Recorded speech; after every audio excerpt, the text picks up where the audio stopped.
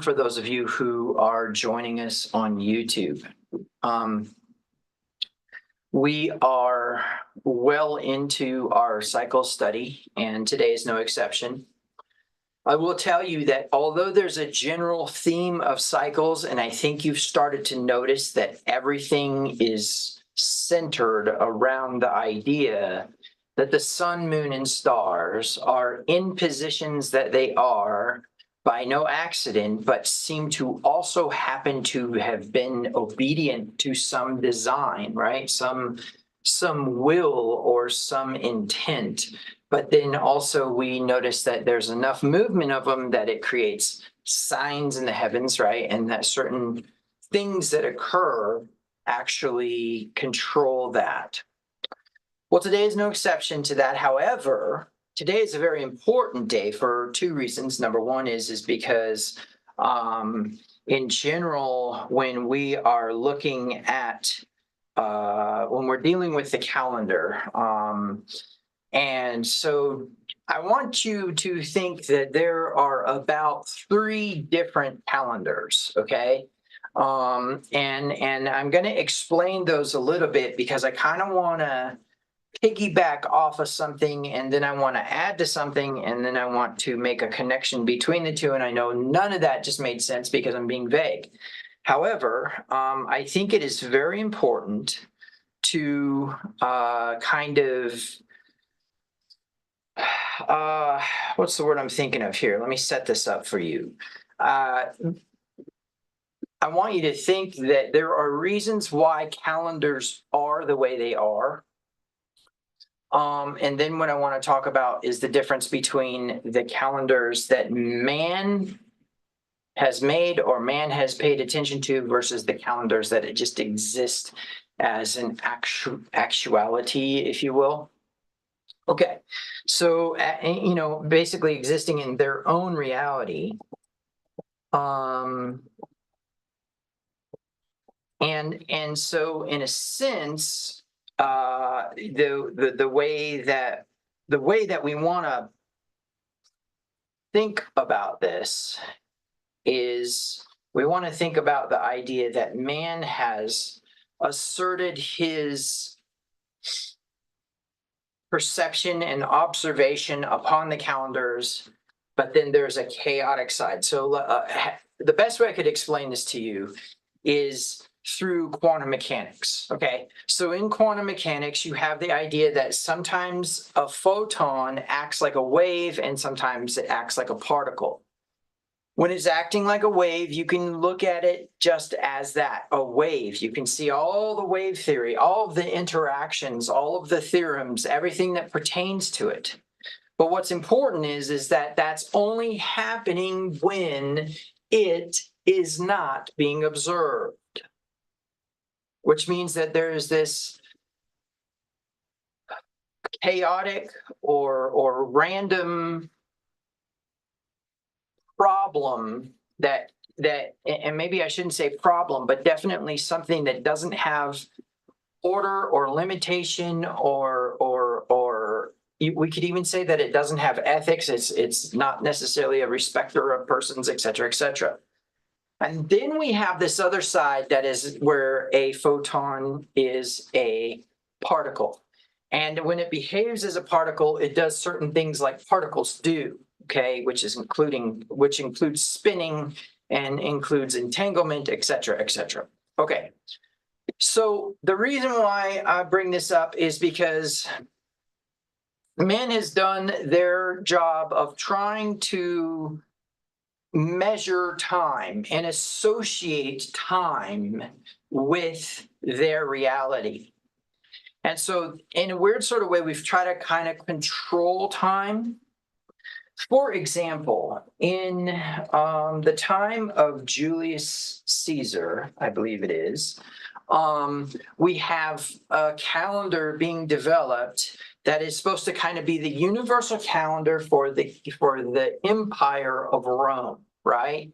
And then we have the Gregorian calendar making adjustments to that because of leap years and whatnot. And so since that's true, that there's actually a little bit of an inaccuracy in the clocks. We have to have that leap year, every 4 years, we have that extra day added, et cetera, et cetera. Okay. So that's kind of the Gregorian calendar, but we're going to go ahead and call that at this point in time the non-biblical calendar, or better yet, the antinomian calendar. Okay, and the reason we're going to call it the antinomian calendar is because it's developed by Christians who believe that the law has been done away with, and not only that, but was developed by anti-Semitic Christians, popes, right? Popes who believe that Jews have no absolution, popes that develop systems of interrogation and systems of manipulation that they call an opportunity for Jews to become saved, like the Inquisitions. Anyways, point being is that there is a distrust that you need to have with the Gregorian calendar.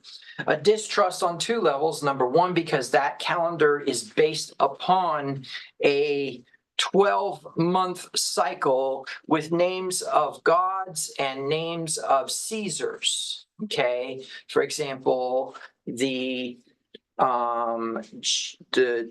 Julian Augustan names, right? July and August. And then we have the numbers for a little while, which is still okay. I mean, numbers are good, right? Then we have September, October, November, December, right? Those are all numbers. And then January, here we go, Janus, right? And then we have what? February, which is basically kind of a play on words off of the Norse gods. And then we have March, Mars, right? We have April, which that one I don't really know, and I'm not gonna speculate. And then May, we have a lot tied into May and certain fertility rituals, and then of course Juno, right? Okay, so you get my point. This calendar has a lot of things that don't pertain to you if you are A, Israel, B, the Israel that is the actual true Israel. Remember Abraham, Rabbi Shaul or Paul, he identified that not everybody who was Israel is actually Israel. Okay, so it's not necessarily the bloodline that gets you to become Israel. It's not the bloodline that gets you to become the family of God. And by the way, there's only one family of God. Make no mistake, Paul was not speaking outside of his scope of understanding, as many speculate. They speculate, oh, well, he went into the temple because he was confused, or he did this because he was confused because he was still a Jew. Oh, the anti-Semitism that just simply creeps in, isn't it? He was a Jew, and so he was confused. Same thing with Peter, right? Not so, Lord, for nothing is ever unclean has touched my lips, right? Okay, so the reason why I bring this up is because that calendar cannot be trusted to keep track of your days.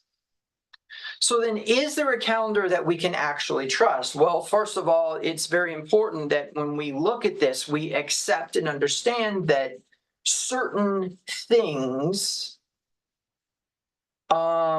happen in civilizations that can cause them to become more dependent on logic instead of on myth.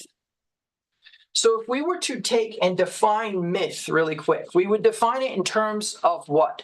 Of what is slightly believable but not necessarily provable, right? That's how we would probably define myth. We would say, well, we have, like, for example, the Red Sea. The Red Sea parts, of course, it says there's a strong east wind, but Yahweh is the one that caused it. And so we can't just accept that it was a strong east wind. And so there's people who've tried to say that, oh, it's the Sea of Reeds because of, in the Hebrew it says Yam Suf, right? Yam Suf. And so that's the Sea of Reeds, which consequently we seem to have had this Sea of Reeds, which is by the mouth of the Nile, and therefore is these floodplains that happen every now and then. And so really they just kind of had to have the mud dry out a little bit from wind. Okay, whatever. However it works out, I can tell you this. Water closed over Mitzrayim. Water closed over Egypt. So however that works out, however you want to spin it, we have to have water closing over the top of the Egyptians. But what's my point? My point is that that's anomalous, right? It's a myth. It says, okay, yeah, God did this. God caused the Red Sea to part and the people to go over on dry land and caused a strong east wind to blow, et cetera, right? Okay, that's myth, right? What's logos? Logos says, well, yeah, so there was this red algae that was growing in the Nile, and that caused the fish to die, and that made a stink, and it turned everything to blood, etc. Okay. Somewhere along the line, we're going to have to accept that there is some sort of supernatural enhancement to a lot of these processes. Moses strikes a rock and water comes out. Okay, that sounds logical. You could possibly chip away at a rock and find a spring. Good. But then he's told to speak to the rock and tell water come out. Okay, you figured that one out. You tell me how he speaks to the rock and water comes out. Now, he didn't do that, right? He struck it again. He went and chipped at it and found the spring. That's all logical. But the mythos is that he would have spoken to the rock and water would have come out. Okay, so I think you get my point. We have this tendency to kind of dwell upon logic. We're going to look at the scientific movement of the earth, the sun, the moon, the stars, and we're going to accept all this stuff. And we're not going to adjust our minds to accept that there's also a supernatural enhancement involved, right? That there's some sort of extra stuff that makes it mythological instead of it being just logical. Okay, there's a few reasons why that's important. The first one is that when we're dealing with a calendar in terms of logos or in terms of logic, we have a calendar that is called Hillel's postponements in Judaism. And those postponements have basically made it to where there's a certain leap month every certain amount of years, and that then becomes kind of the way in which the Jewish holidays fall on a calendar as a pre-calculated notion and not an obedience to Torah. Now, some people say, well, wait a minute now. If it's not an obedience to Torah and they're breaking Torah, then what is the problem? Well, what we need to do is just let go of the idea of whether or not Hillel broke Torah by creating the postponements. And the argument is going to come that it was a land covenant and that it has to do with the people being in the land, and anybody outside of the land who wanted to keep the feast days, this calendar would work, right? Okay, I'm going to leave that alone. I am not going to attack the logic of that argument. Instead, what I'm going to do is say, here's what I believe and here's what I practice. So what I believe in practice is the concept or idea of a feast day cycle, or what's called Moedim. Now recall that Moedim is directly related to the sun, moon, and stars from Genesis chapter 1, day 4, right? So on day 4, we have the sun, moon, and stars pop up into the sky, and all of a sudden they're for what? Signs, seasons, days, and years, or otiot, Moedim, Yomim, and Shanim. Okay, and those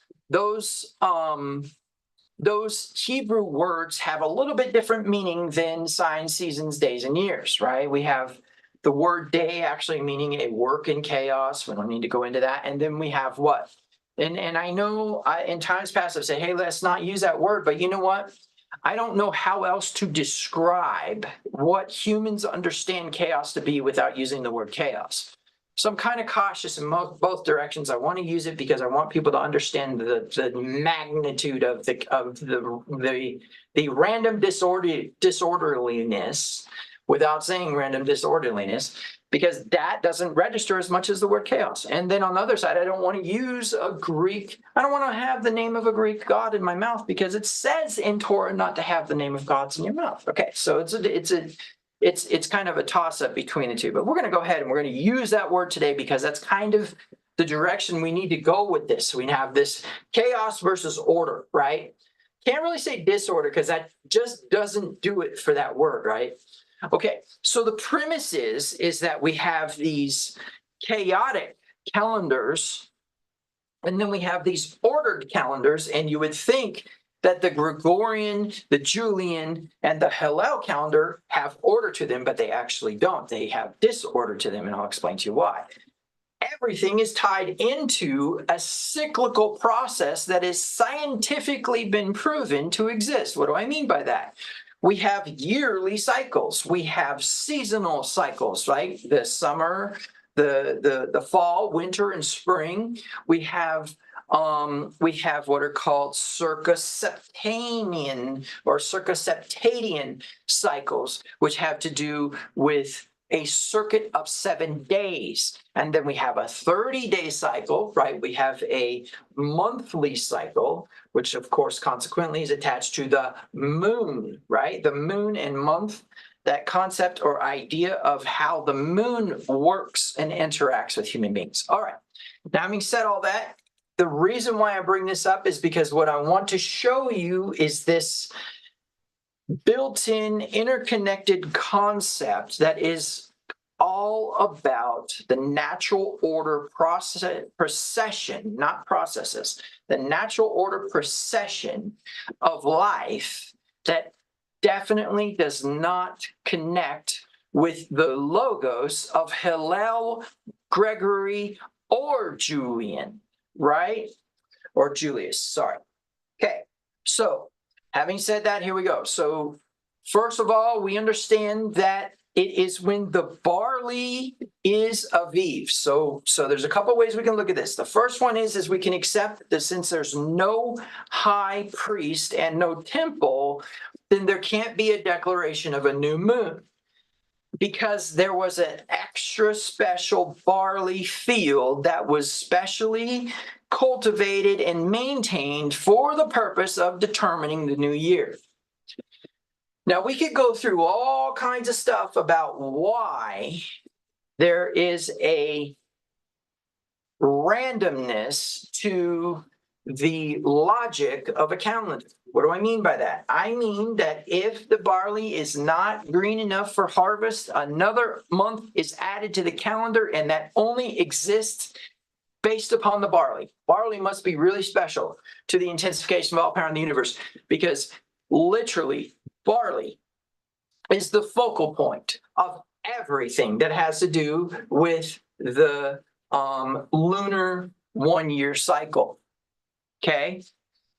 Which we don't accept that a year is only 12 months. We accept that a year is from Passover to Passover, so to speak. At least from Nisan to Nisan, right?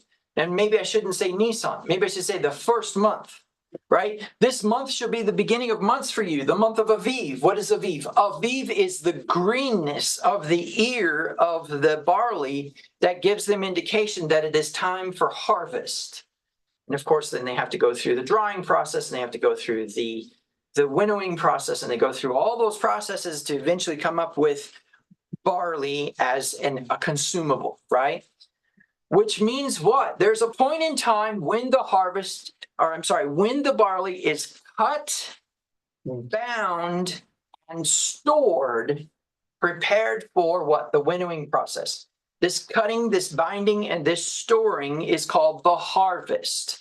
Now, it's very important for you to understand from the first month until the very end of the 7th month is the reaping season or the harvesting season. From the end of the 7th month back to the first month is the sowing season. Now, there's some intrigue here because we know what? That final harvest is going to occur somewhere in the fall, right? Well, what's coming after the fall? What's pursuing? Remember the seasons or the feast days, the Moedim, they pursue you. They pursue you. They seek you out to what? To bless you, right?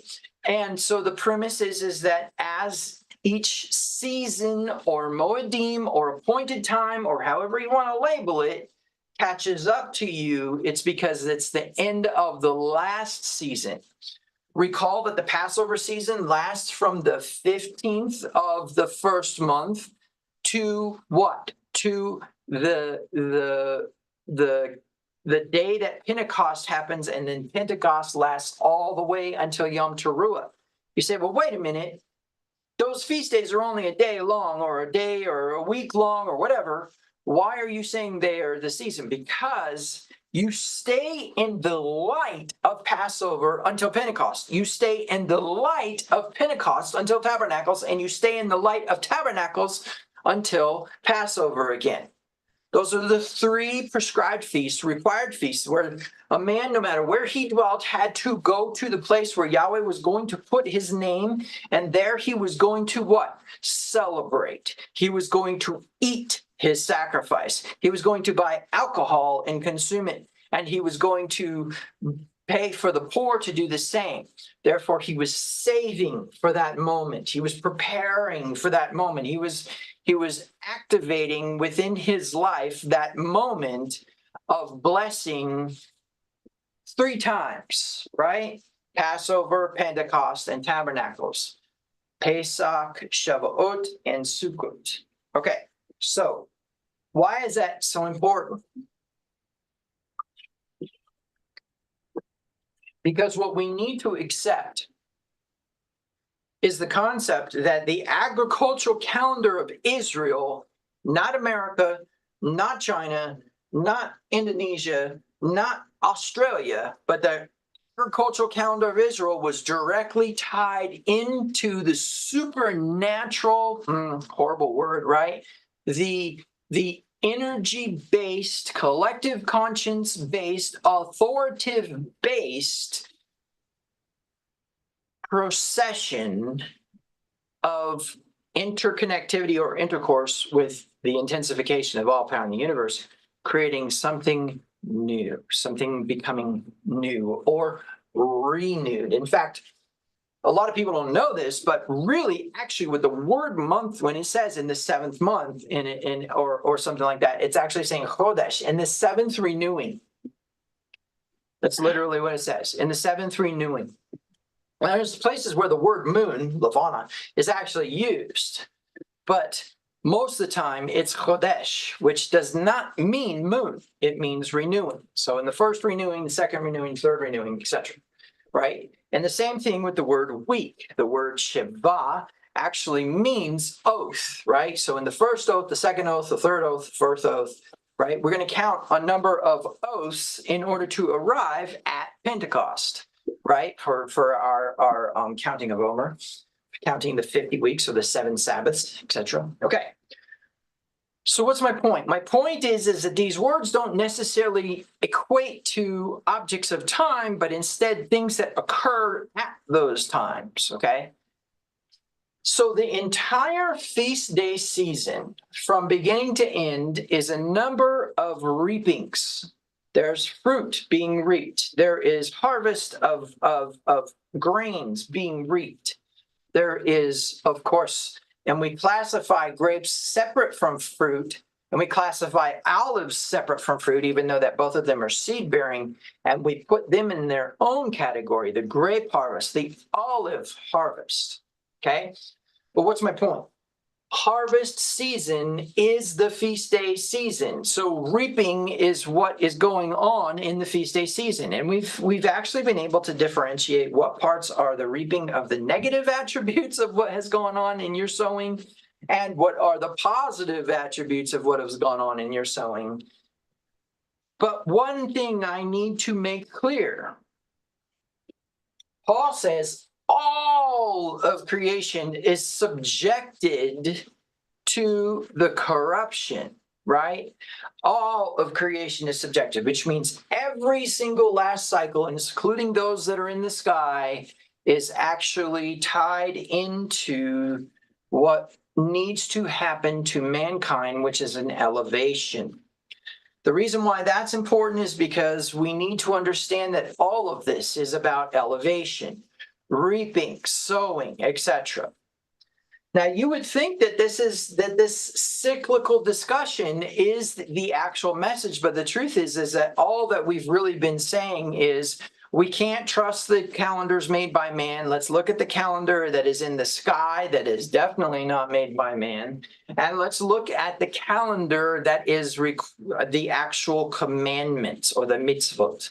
And of course, if we're looking at that calendar, then we accept that we have to have some barley, and we need to have it planted at a certain time, and we need to have it harvested at a certain time, and we need to have a checking of it to make sure that it's harvestable at the time when it's harvestable, because that's tied into when Pentecost will occur, when Pesach will occur. Now, Feast of Tabernacles isn't necessarily tied into that time space as much as the first two are. So when we're dealing with Pesach or Pentecost or Passover, we need to understand that Passover is attached to the barley, and the first month is attached to barley. The seventh month, on the other hand, is attached to what? The year, right? The seventh month has to do with the year because why? Yom Kippur. Now, there's two reasons why this is important. The first one is that we can understand that in context with the rest of this feast day cycle, there's something very special about the last feast. What is the last feast? The last feast is the Shemini Atzeret, or what we call the 8th day, right? Shemini Atzeret is basically the 8th day, or the last great day, the great day of the feast, etc., etc. Hoshana Rabbah, right? Simchat Torah, all of that. The water ceremony, but the water ceremony is tied into what? Into the rains. Now, there's a number of things that we need to get our minds around when it comes to the rains. The first thing we need to get our minds around is that the word rain, whether it be Yoreh or Moreh, which is the latter rain or the early rains, respectively, is what? The same word that's used for teacher. Yoreh is a teacher. Moreh is a teacher in Hebrew. Everything is tied into the casting of the finger, right, as giving a direction. Torah. Fear, rain, as in something that is cast down straightly, right? And then teaching, which is cast out straightly, all are tied into that throwing of the finger, which is what? The yod and the chesh, or the hand of man, okay? Now, there's a few reasons why this is important, because now we have Yeshua coming into the temple the time of the water ceremony and saying, if anyone thirsts, let him come unto me. I will give him living waters.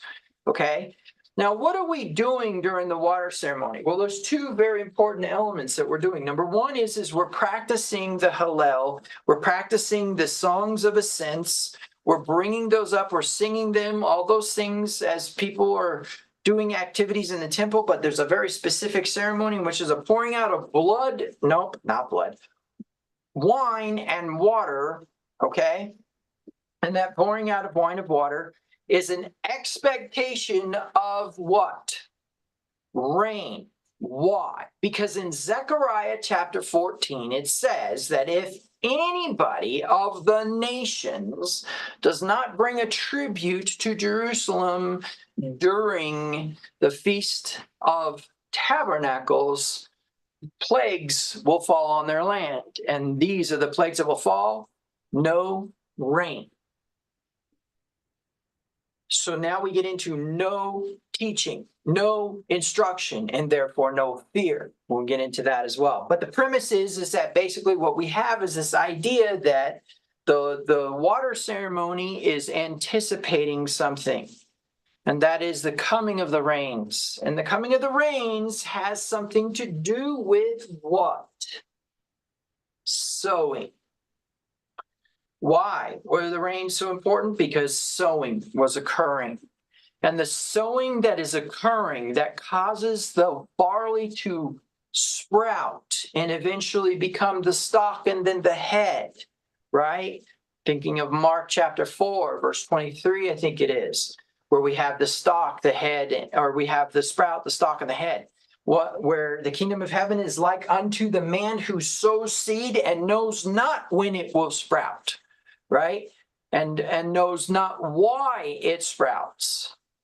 Okay, so the premise is that as we're looking into this, the focal point needs to be an understanding that without the rains, there will be no harvest. And if there are rains, then that means that there is an opportunity to sow. The sowing season is a result of the reaping season. I don't need to necessarily get into this, but I will just go into the idea that you can only consume so much, and then after that, you give the rest away. You don't store it up for a rainy day or something like that. Okay, so the reason why that is so important is not necessarily because there is a point in time where we have an abundance and then we're going to need to sow it, but that there's actually a designated time of sowing that is associated with a season, and that season is representative of something that also is representative of something. So let's talk about that. So we have the sowing season, but what actually is going on with sowing? Well, there's actually a death, right? Yeshua says, except a seed go into the ground and die, it can by no means grow, right? And that the actual coming up out of the ground is actually a resurrection of that seed, which we could get into all kinds of things about mikvah and baptism, etc. But at this point in time, what we're going to do is we're just going to jump over to the board for a minute and take a look at some things. So right off the bat, I think it would be important to kind of illustrate, definitely not going to use blue for this. We need to illustrate some ground here, and we need to kind of indicate this cycle of sowing with something. Let's say that we just use, let's do a white seed in the ground. So there's a white seed in the ground. And right now, it does not have any sprout. It's just been planted in the ground. So what do we know? That this section of the cycle, here, let's use this pin with some yellow. This section of the cycle we're going to call death. Okay, death.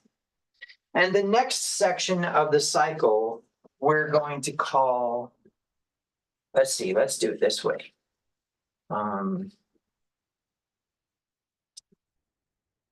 Let's use this one. So now what do we have? We have a seed sprout. And we're going to call this death. And the death aspect of sowing is definitely has something to do with burial. Okay. And then now our next section is going to be what? This is going to be resurrection.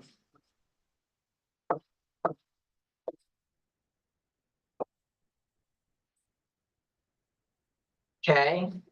And then we're going to actually do this. We're going to go from the sprout, and let's go ahead and change this over to this, which is what? This is going to be the stalk. Okay, and so let me say this really quick. We'll label this a different color. Let's label it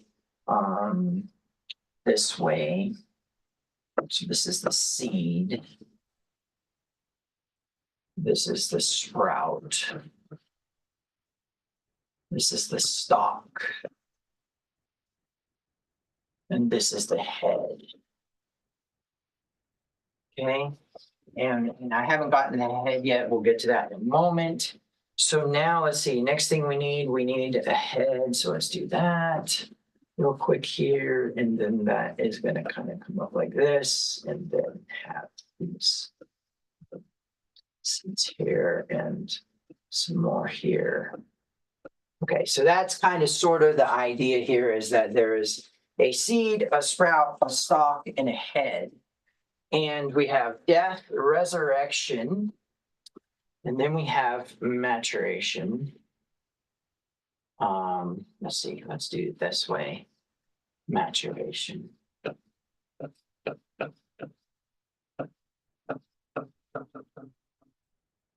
And then something very interesting happens, which is kind of a return on investment. And that return on investment is going to be, we're going to call it fruit. Okay, we're going to call it fruit. But what we really need to do is accept that this is also entropy in the sense of there's actually something occurring here, and that is that the seed itself is creating the potential for death. So when this goes to seed, it's creating potential to return to death. So in this case, this cycle, we're going to call this potential. To what? To die again. Potential to die again. Potential to return to the death cycle, which then, of course, puts us in an interesting realm, doesn't it? Because now what we have is we have the, let's see, I want to do this. Let's go with that color. Now we have a cycle over here, right? And our cycle, of course, is going to be, and I'm going to scribble all over myself here. Let's see, we're going to go ahead and go with blue so that it's contrasting the yellow, and we're going to say fall, winter, spring, and summer. And each one of those, it pertains to something important when it comes to this. And that is that these are actually tied into the feast day cycle. Okay. So winter, of course, corresponds to death. Resurrection corresponds to spring.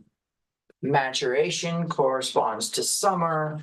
And of course, fruit corresponds to fall or entropy. Okay. And so why is that important? Because now we see that there's a natural cycle built into everything. Why? Because this is happening to humans as well. Okay, this is happening to humans as well. There is a time of beginning that begins in the belly of the earth, right?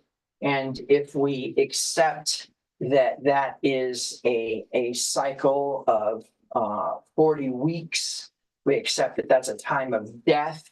We accept that the resurrection is actually the time of birth.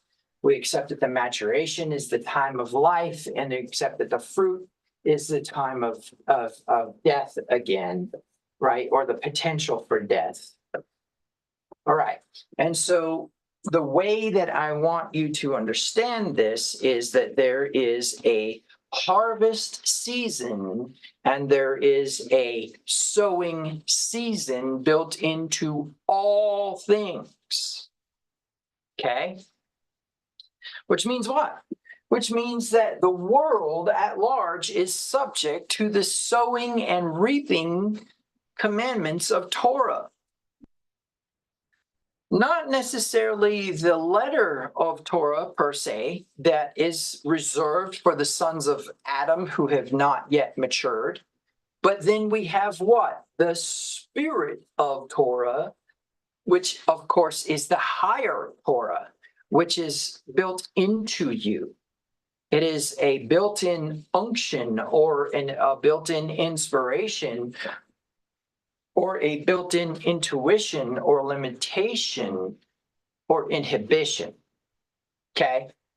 Now, the reason why that is important is because when we're working with this model, we need to understand that the whole world is subject to the seasons. In fact, the entire universe, including stars, including black holes, including all these other things that you would not think are tied in, okay? So down to the smallest molecule that goes through those cycles, right, to the largest entity in our universe goes through this cyclical process, then we understand there is a reaping season and a sowing season. And that reaping season and sowing season have something to do with time periods that are already measured out by the natural order processes of mankind. There's a reason why this is important. And that is because if you accept that there is around a 40-week gestation, we can invariably expect to have a birth of some sort occurring at a certain time. We're going to have a conception occurring at a certain time, and we're going to have a maturation, and we're going to have a potential for death again occurring at a certain time. Now, in time past, we've studied things. For example, we studied ceremony and said, well, hey, whether we're a worker of darkness, an unstable person who doesn't know their way, right? They're unstable in all their ways, blown by the winds of doctrine, blown about in every direction, or somebody who's actually a benevolent light worker. We have the concept here that there's going to be a tendency towards what they're supposed to do built into the instinct of who they are and in their purpose. Okay, that was a lot, right? There was a lot of words there that may or may not make sense. So let me see if I can throw it together into an example or an idea. Let's say that we're a worker of malevolence. Well, a worker of malevolence is trying to tend back towards the light. That's just the balance of things, okay? However, malevolence begets malevolence, and malevolence also is at home in malevolence. I can explain that a little bit more. But then we have the unstable man who's kind of tossed back and forth, right? It's not necessarily that he's tossed back and forth by malevolence or by benevolence, but more along the lines of just an unsurety of existence and belonging. And then we have the side of the pure heart and that of benevolence, and that of benevolence then is existing as something that is always in a constant state of pouring out and giving, and so benevolence begets benevolence, okay? And the facilities of benevolence are present within benevolence. So instability begets instability. I think you get your point. I think you get my point here. And so there's actually a Rasha, a Benoni, and a Tzaddik. The Rasha is someone who actively practices malevolence for the sake of themselves, for the sake of self, right? And then we have the Benoni, who doesn't really understand the dynamics of selfishness versus selflessness and is in a constant state of flux. We'll get into that. And then we have the benevolent side, which is absolutely about the equal distribution of what? Wealth. Where do we see that? Where do we see it practiced? Where do we see malevolence practiced? Well, let's talk about Gehazi. Gehazi is an example of malevolence begetting malevolence. Gehazi is the servant of Elisha, who consequently was the servant of Elijah. And had Gehazi walked in the steps of his master, the way that his master walked in the steps of his master, Gehazi would have gotten a quadruple portion of what Elisha got, which was a double portion of what Elijah had. So in magnitude, power, authority, and collective conscience, Gehazi would have been a super dude, right? But instead, he's a dum-dum. Instead, in his acts of malevolence, he finally ends up dying in old age. Well, who knows what age, of leprosy of all things. And the leprosy that he actually received was the leprosy that was upon a on non-God fearing member of the nations that are not Israel.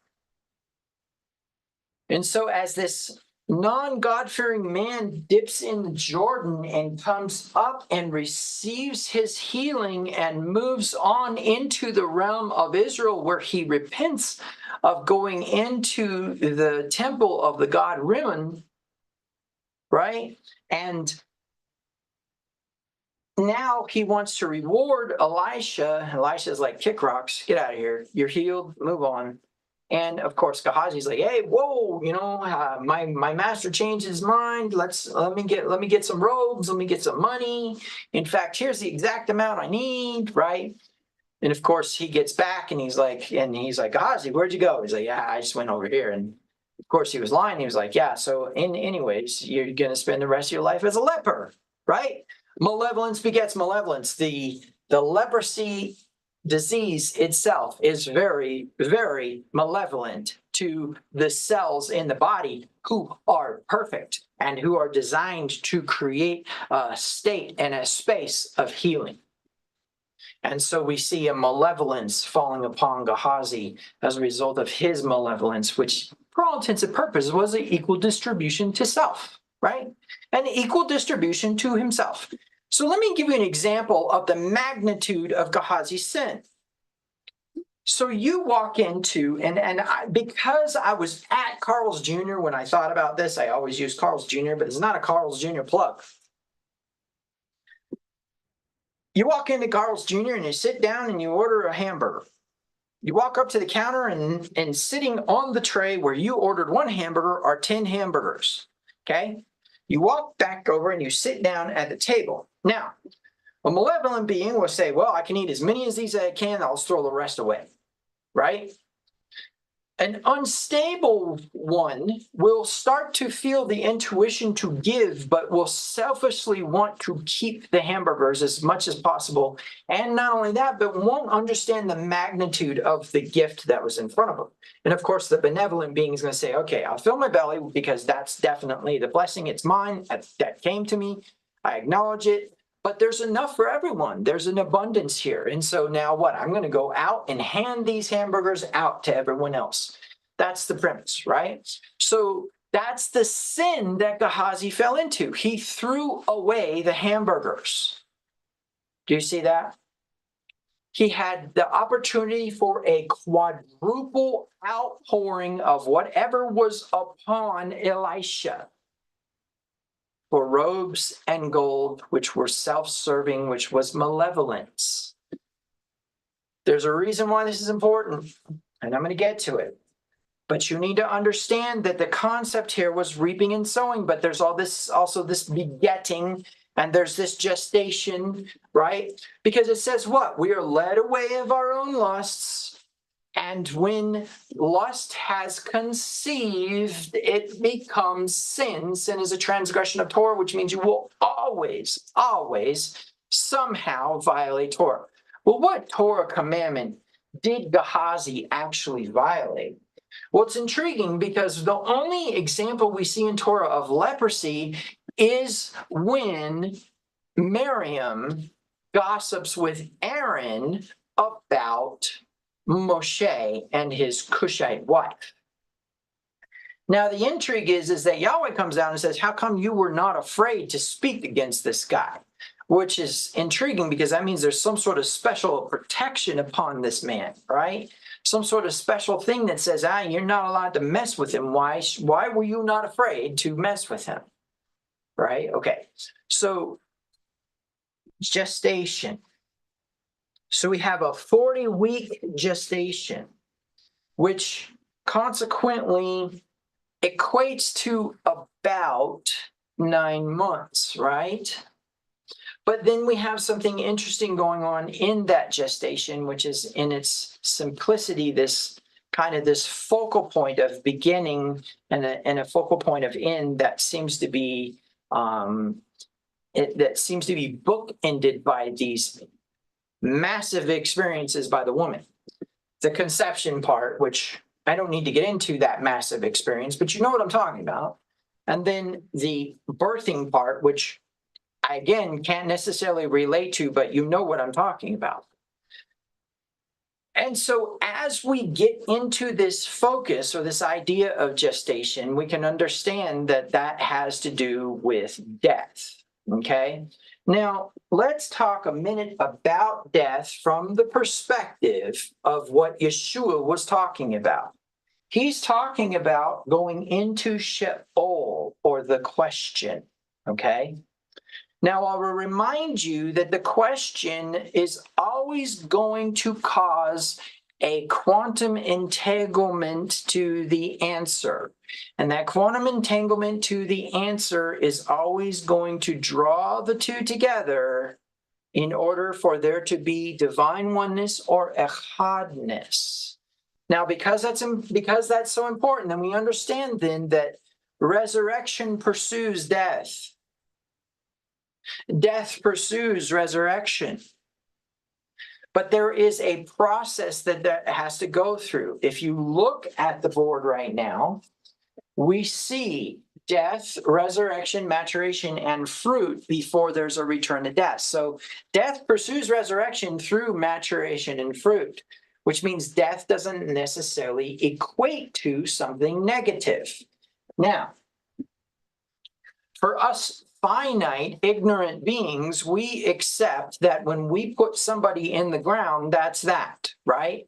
There's no U-Haul behind a hearse, and for all intents and purposes, however great the magnitude of emotional attachment to the person is, the loss is so intensely great that there's almost a destruction of potential as a result of loss.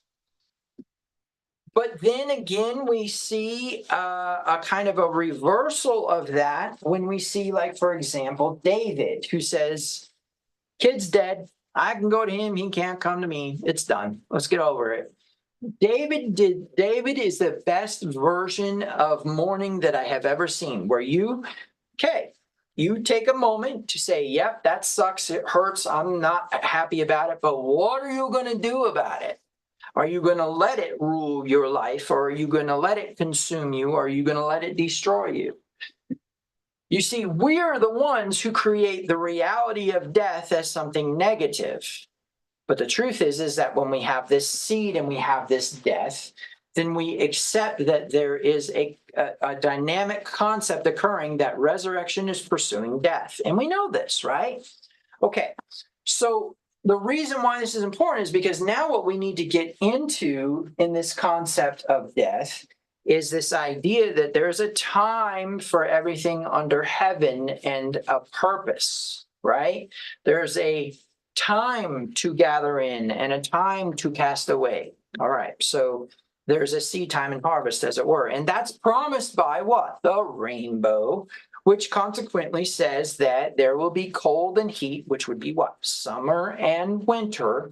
And then there would be seed time and harvest, which is what? Fall and spring. Okay. So let's now get into this concept of death in the sense of a Hebrew, okay?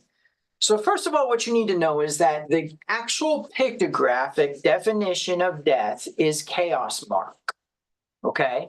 It's literally the Tav and the Mem. Let's take a look at that on the board here real quick.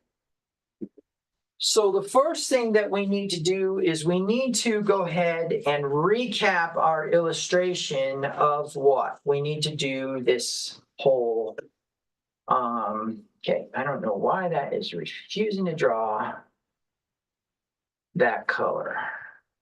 Okay, here we go. Okay, so here's a shoreline. We'll go ahead and we'll put in some waves, right?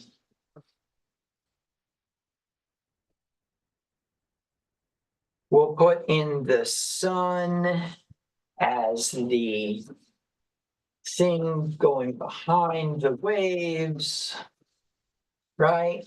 And then we put our Adam on the shore, looking at it, making the hay, right? And so we accept that the philosophy is that this is what we would call awe. And we accept that it is behold, right? And we accept that there is a gasp, which means that there is a breath.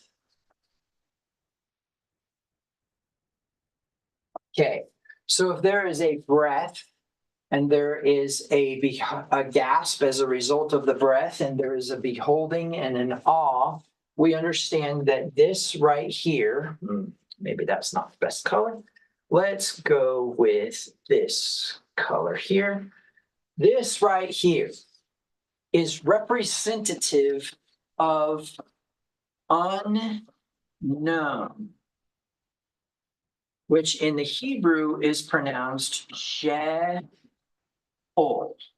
and specifically is the Hebrew word for question in the infinitive or question, interrogatory. Okay. And if a question is created, then an answer is created, right? So we're going to say question, and we'll use this symbol to represent begets or attracts, right? An answer.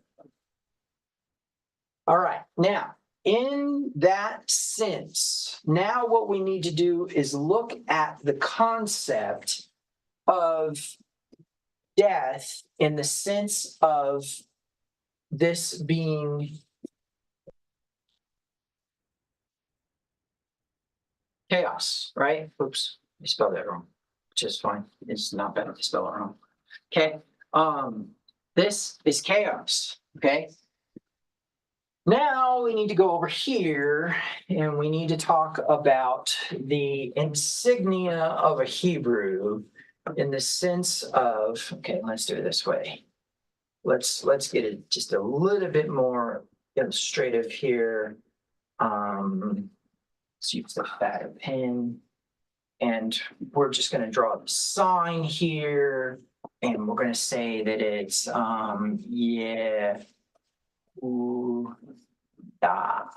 okay, so that is the insignia of Judah.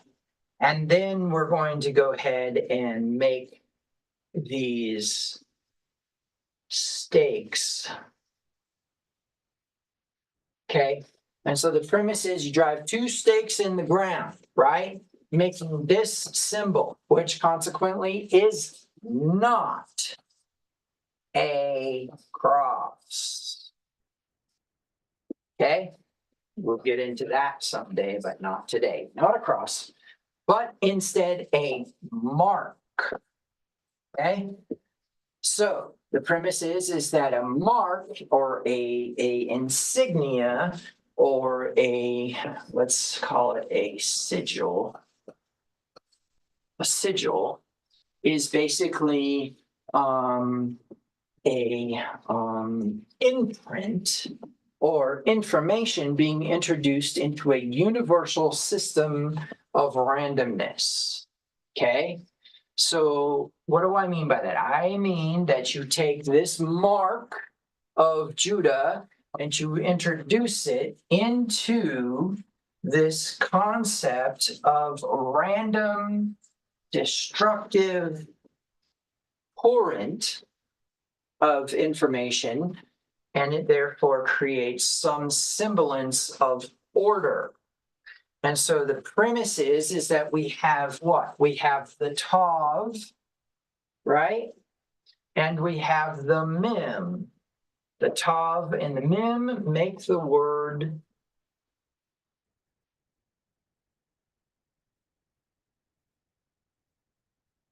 mot or moot. Mot or moot. And what's mot or moot? Death. And so death is making an imprint of the mark of an individual upon a universal randomness that doesn't necessarily have predictable probability. Okay? So, taking the sigil, putting it into a universal system, it is now recognized by that universal system as some individuality or new information upon a universal system. Meaning what? Uniqueness. So death creates a uniqueness, okay? Okay, so now what we need to do is we need to talk a little bit about what the concept of death is in a Hebrew idiomatic process. So a couple things that are important. First one is that in English, when we speak literally because we have what is known as our Greek influence and Latin influence upon the language and Germanic influence upon the language. In fact, Proto-Indo-European is actually some of the side the side branch of Germanic. So, and we won't get too much into that. But the idea is that in linguistics we have idiomatic languages, or what we call ideographic languages, and we have literal languages. Now, the reason why this is important is because when we're dealing with Hebrew, you need to understand that they do not speak literally. Everything is kind of a concept of the other thing.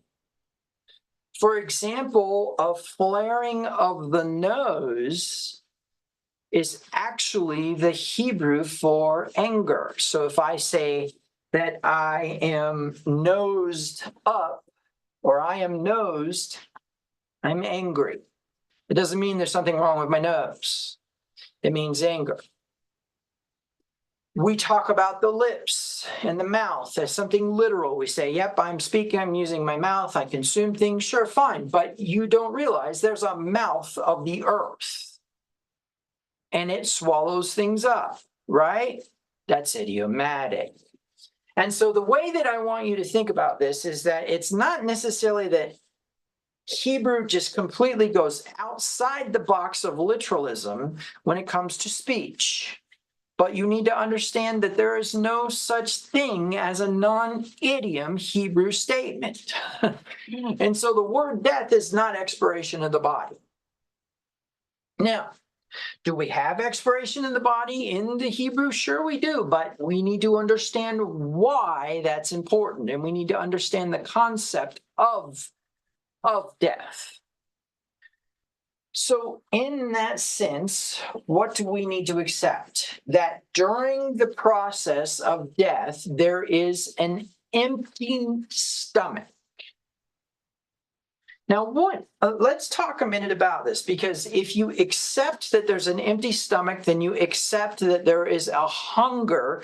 And if there's a hunger, that's a question. And what's the answer? Food. And what's the answer? Do to the question. It eliminates the question. But as it eliminates the question, the desirability for the food changes, and now the food becomes what? Not desirable anymore. Doesn't mean there's still food there. There's still food there, right? So let's take, for example, Thanksgiving, since that's the big holiday feast of the American Christianity. And what do? We gorge ourselves, right? And everybody goes and takes a nap because they're tired of eating it. But is there still food left over? Yes, absolutely there is, because you made too much to begin with. And there's an intention to make too much so that we can have what? Turkey sandwiches the next day, turkey soup, and ugh, I hate turkey. All right, so the premise is what we really have going on here is a question, an answer, and what? A change in desire, okay? And so empty stomach equates to what? Desire. Empty stomach equates to what? Hunger. And therefore a reaction to hunger that creates a desire and need for what? Food, right? Okay. So we have the emptiness, asking for fullness until it's full. And then there's no more asking for fullness, which means The only time that fullness has a purpose is when there's an emptiness, right? So the premise is that the hunger actually creates the answer, but the answer itself destroys the hunger and therefore makes the answer no longer desirable. What a crazy premise. Meaning what? We need the cycle of death in our existence in order to create the desire again for the thing. And why? I mean, well, couldn't it just be that we just be content? No, unfortunately, once we have consumed and become full, then food no longer has the value that it had when we were not full. Okay? Now, what does that mean for the sowing season? Well, first of all, obviously, when we're talking about cycles, if we go back to our original illustration here, we have the seed in the ground dead. Well, let's talk about that for a minute. So if there is a death, there is a draining. So let's see. Let's go illustrate that. Let's go talk a minute about that. Okay, so obviously now we're going to get into vessels, right? So that's the only way to really illustrate this. And again, I mean, that was one of the things that's mentioned in Tanya is, hey, guys, look, God is not just a bunch of jars. All right. And God is not just a bunch of branches on a tree. And God is not here. Let me turn this on for a second. God is not some sort of diagram and drawing, not a triangle, not a square, not a circle, right? God is not some anthropomorphic entity like a father and a husband. God is not, doesn't have hands, doesn't have eyes, doesn't have a mouth, doesn't have ears, right? We're not doing that to that. What we're doing is trying to create understanding. So in this case, we're going to use vessels. So we have this big old huge, let's start with the picture, right? In fact, we're gonna go fat finger here and let's see, let's do this color. And so we have this big old picture, right? And then we have some filled upness, some fullness, right? And then over here, we're going to have a little vessel, right? And that little vessel is in a state of lack. Okay. And so now what do we know? That this currently is the state of death. And this is currently in a state of life. But to cause there to be life in this cup, and remember the conduit between the two is compassion. This is the conduit by which these things flow, always downward, right? And so the premise is that we have this greater, and we have this lesser vessel. Okay. And so then we have life and we have death. We have this state of death in which there is what? There is lack here. Not decrease at this point, because why? Because it's not going any lower. There's just what? A lack. But what is that lack? It is potential. Spell much? Potential. Okay, and that potential is creating a state of question. The big Q and the big A, right? The big Q and the big A. All right, and so the premise is that these two are attracting themselves to themselves through quantum entanglement. Which basically says that if there's a question, there's an answer somewhere in the universe, and no amount of distance or resistance will prevent them from colliding with each other. Okay? Now, having said that, I think it's very, very important that we understand that that potential can change and that that lack is not permanent, which means what? Death is not permanent. Death is not permanent. And if death is not permanent, then it is possible to what? To uncreate death or eliminate death. Okay, so let's talk a minute about that. So the premise is that this current vessel is in a state of lack, right? Now, we're not going to get into, let me talk about this real quick. We're not going to get into the principles. Remember the principles. Principle number one is the acquisition or the activation of limitation, which is the negation particle. No, remember, you shall murder not. You shall steal not. Right? So the negation particle activates a reversal of the imperative, and negation particle in spiritual thinking creates a limitation that says, you shall not pour into me without consent. We're not going to get into those principles today. We're going to assume that the lesser vessel is giving consent, and we're going to assume that the lesser vessel has already communicated to the greater that it needs compassion in order for it to accept what it needs to receive. And we're going to also assume that the lesser has a heart of benevolence. We'll get into that in a minute. But the premise is now what we have is this idea that benevolence begets benevolence. And so now this benevolent creature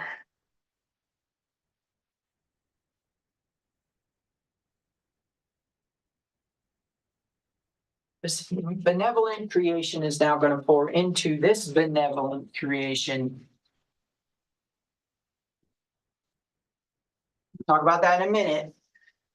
So this benevolent creation pours into this benevolent creation, and then there is the concept that that benevolent creation now is in covenant with the greater. So the greater and lesser are in covenant with each other.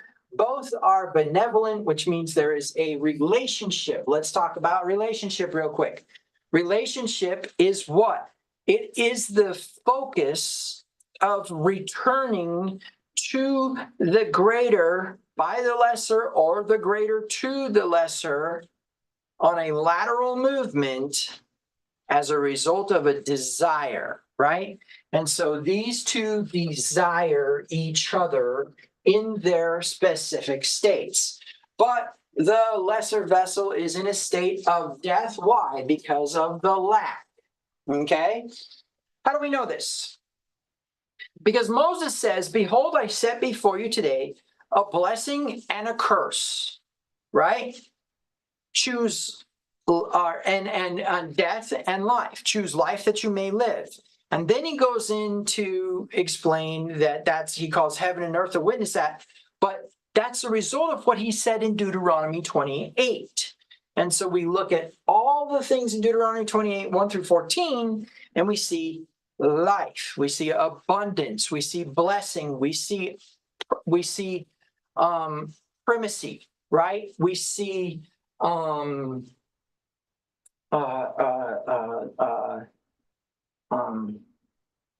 we see eliteness, spiritually elite, financially elite, intellectually elite, etc. But then 15 through 68, we see the action of death, decrease. No, you will sow, but you will not reap. Your wife will grind for another man. No, I don't think that's in that part. That might be in that part. And then there's another part in there that's basically like, you will eat your children and all this other stuff. Okay, but here's the crazy part about this. That state of lack does not equate to permanence. It is temporal. Is momentary. It doesn't last forever. And there's a reason why you need to know this. So then let's talk about what's about to happen here. What's about to happen here is the greater is going to pour into the lesser as a result of a reciprocation of benevolence. What does that mean? That means until you activate benevolence, you do not receive benevolence. That's the concept here. There's always going to be a reciprocation. This right here, filling up, will be a reciprocation of a pouring out of some sort. Now, that can equate to it having been stolen because of a malevolence. But we'll get into that, right? Okay, so now I am going to accept from you. You are going to pour in. You're going to pour into me. And so what do we have here? If you're going to pour into me and I'm going to accept from you, then we have a dynamic, but we also have covenant. We also have compassion. And so now all of a sudden here goes the greater pouring into the lesser, creating a different economic status from the first. There may still be some lack, but it is less lack. And there is less fear, right? There is less hunger. So now there's less desire, which means there's less call for compassion, which means there's less attraction, okay? And then finally, there is a principle that as that's occurring, though, something is occurring here.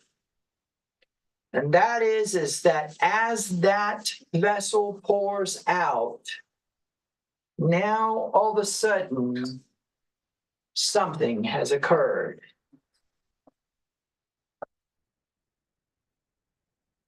Something has occurred.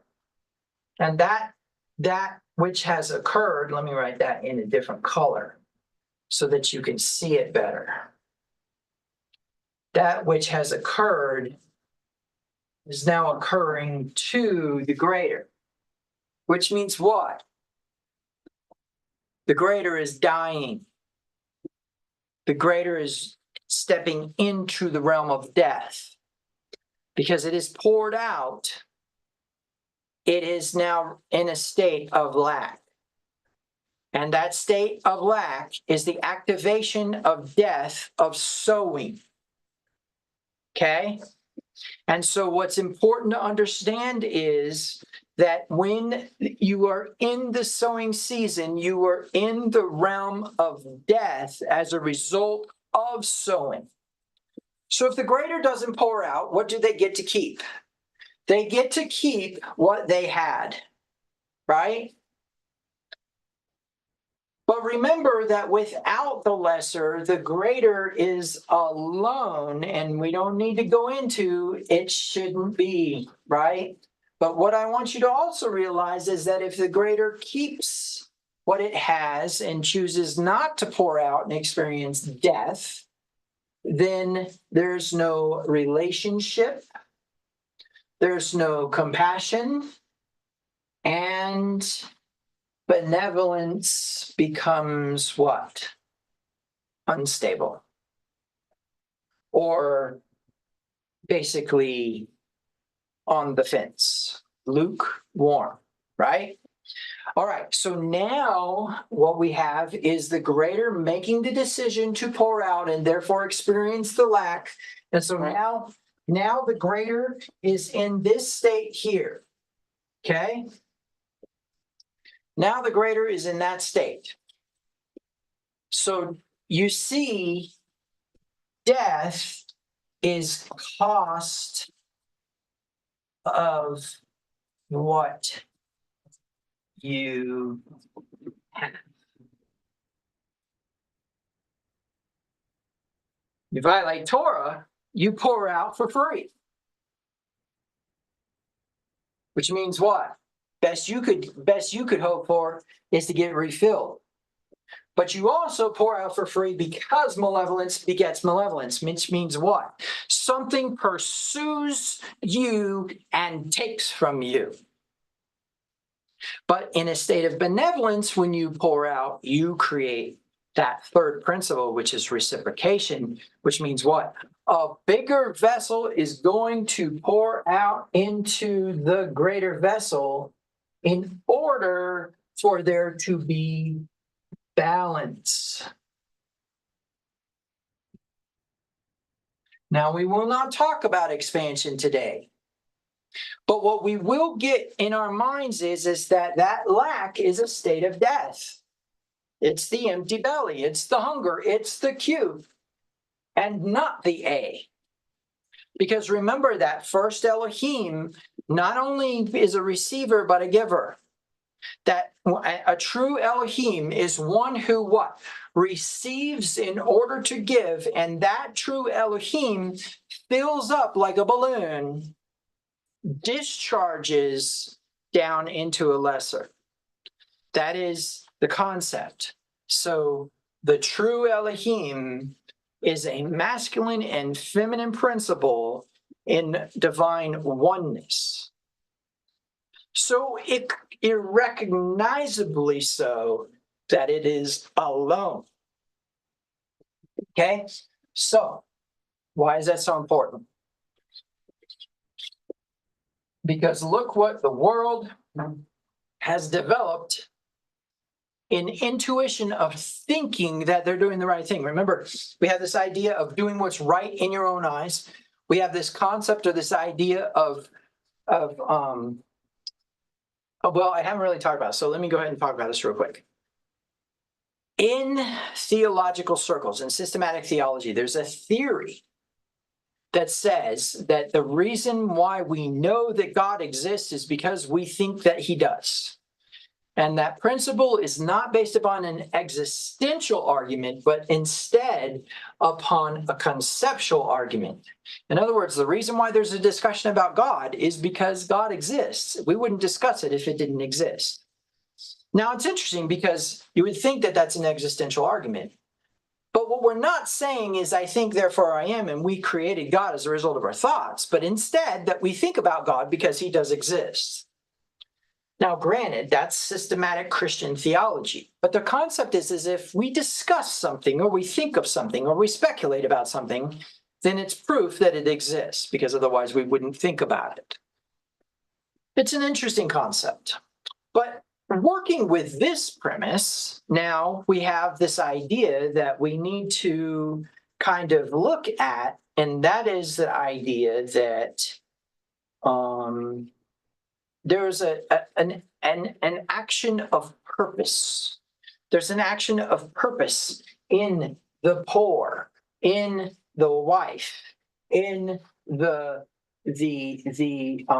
hired worker, in the indentured servant, etc. Okay, and that is the idea that there's a master and there's a servant. There is a boss and there is a hired worker.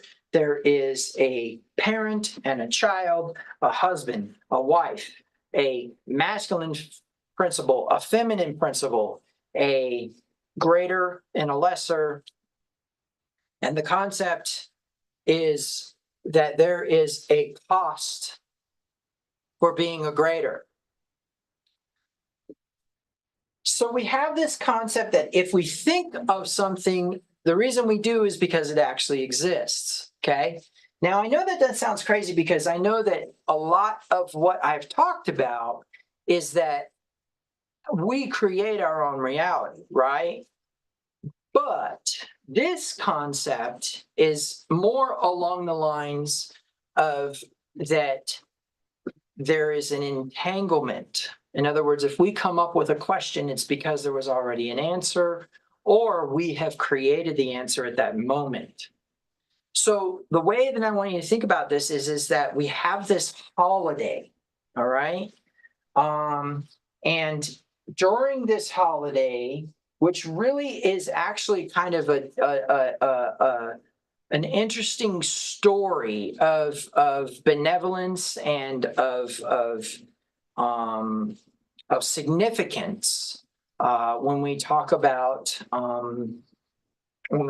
Saint Nicholas and his actual real story, and what his traditional ceremonial things created in this world. But the truth is that all he was doing was activating his intuition in a certain season. What is that certain season? That certain season is death, winter, cold. All aspects of the same cycle, but the premise is that rainbow says it will get cold, right? winter says everything dies. Look at the natural order process cycle. We've already dropped our seeds, haven't we? Yes, we have. We dropped our seeds out and we've sown. We see that in the trees, the bushes, everything. We've already sown. Now we are waiting for what? For it to grow in the ground, to take root and grow. But here's the crazy part about it. As it takes root and grows, according to Yeshua, it dies first, accepts the seed, die, and is buried in the ground, right? It will by no means grow. And so our premise is that as we have this death, which is a necessary season, we have an activation of benevolence on the heart of the intuition of the human. Remember, if a Gentile does the things of Torah, he has what? Shown himself to be a law unto himself, right? And that the Torah has been written on his heart. What is that Torah? It's the higher Torah that says preservation of life supersedes all other commandments, right? But here's the intrigue. There is a commandment in Scripture that says, you shall not have the poor among you. And what is the greatest and most massive action of benevolence that occurs in the cycle of the sun? Is the holiday season. Quite literally, there is a seasonal, repetitious tradition and ceremony associated with benevolence, food drives, coat drives, toy drives, right? Medical assistance drives, fundraisers, etc., that are occurring at this time.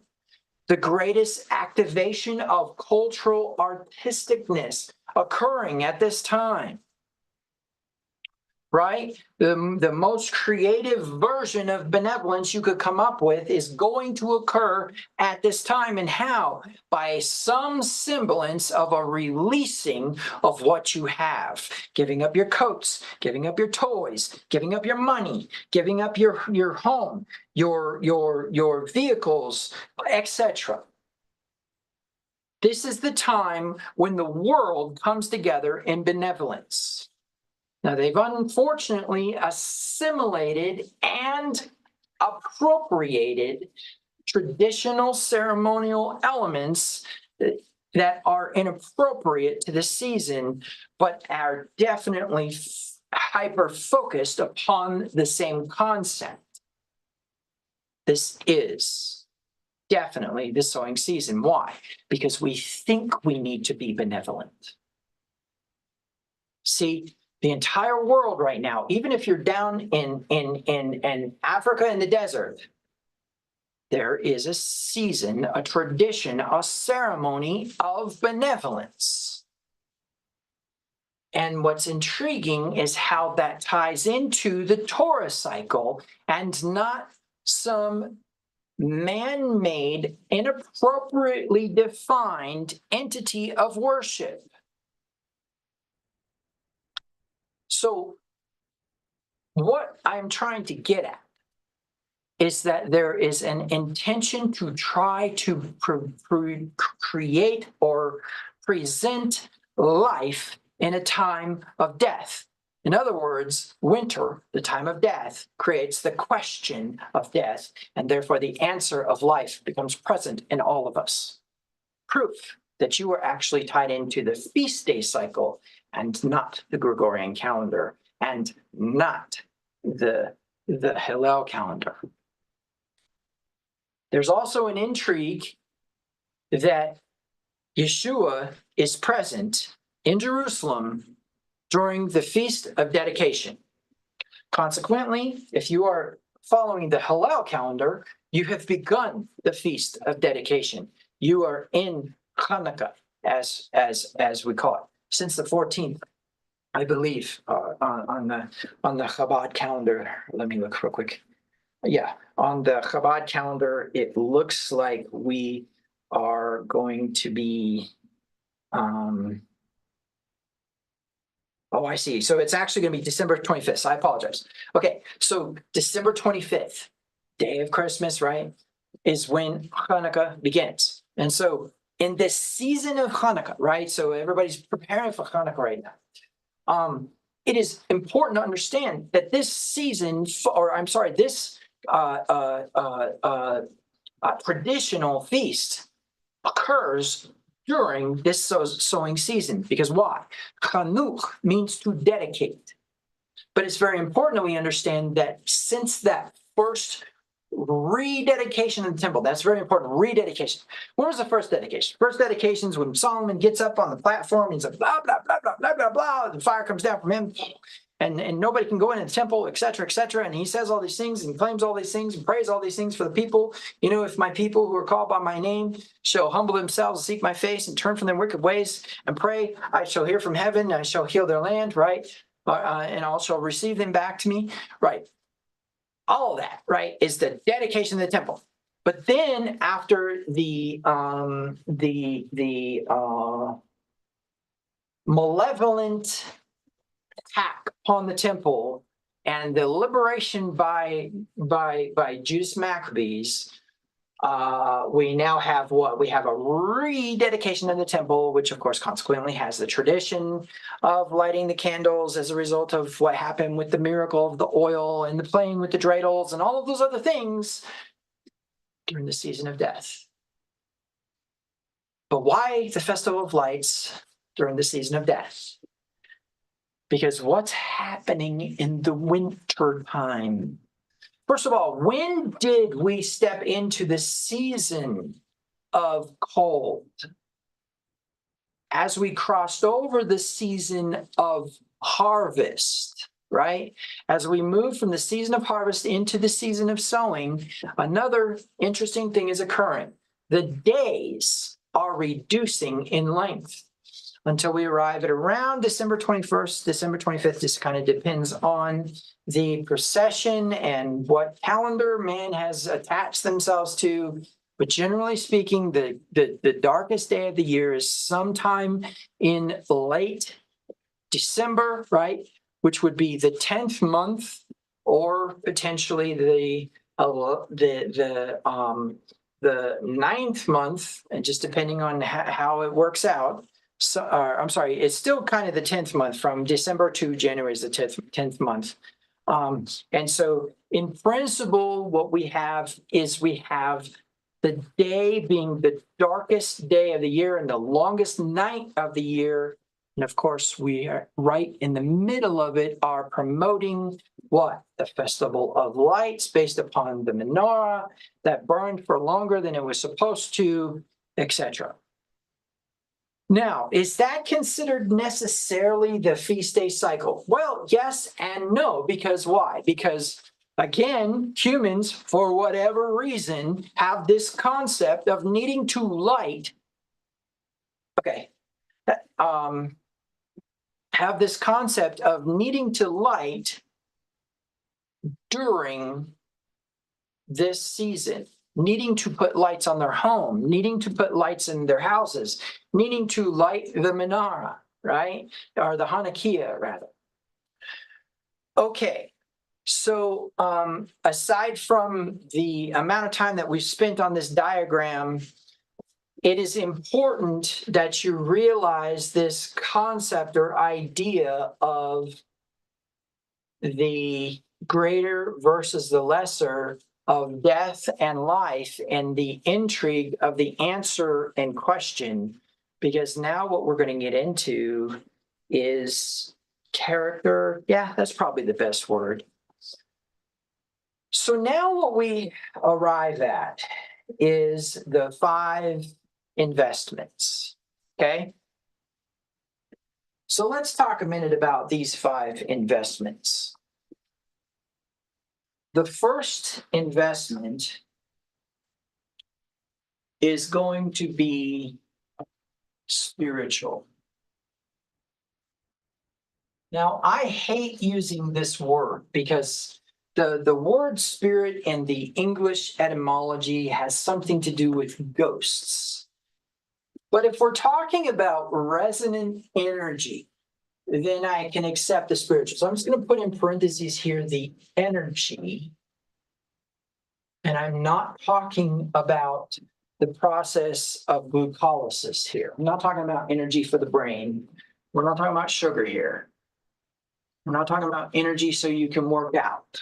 We're talking about the transference of energy in terms of supernatural enhancement of things. And then finally, we have what? We have the physical. Okay. The second investment is physical, and think in terms of body function. Okay. The third investment is, of course, cognitive or mental, which, of course, we would put in terms of thought. Okay.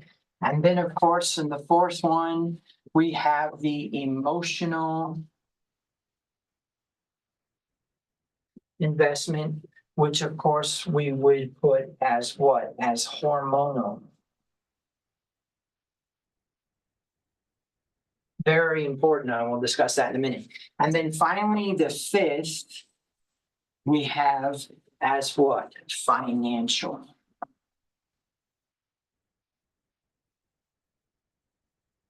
So in terms of economy, and I can put this in terms of,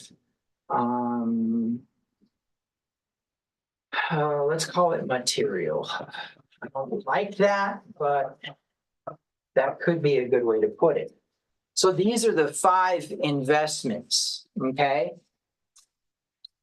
So in the sowing season, you are going to activate these 5 investments somehow.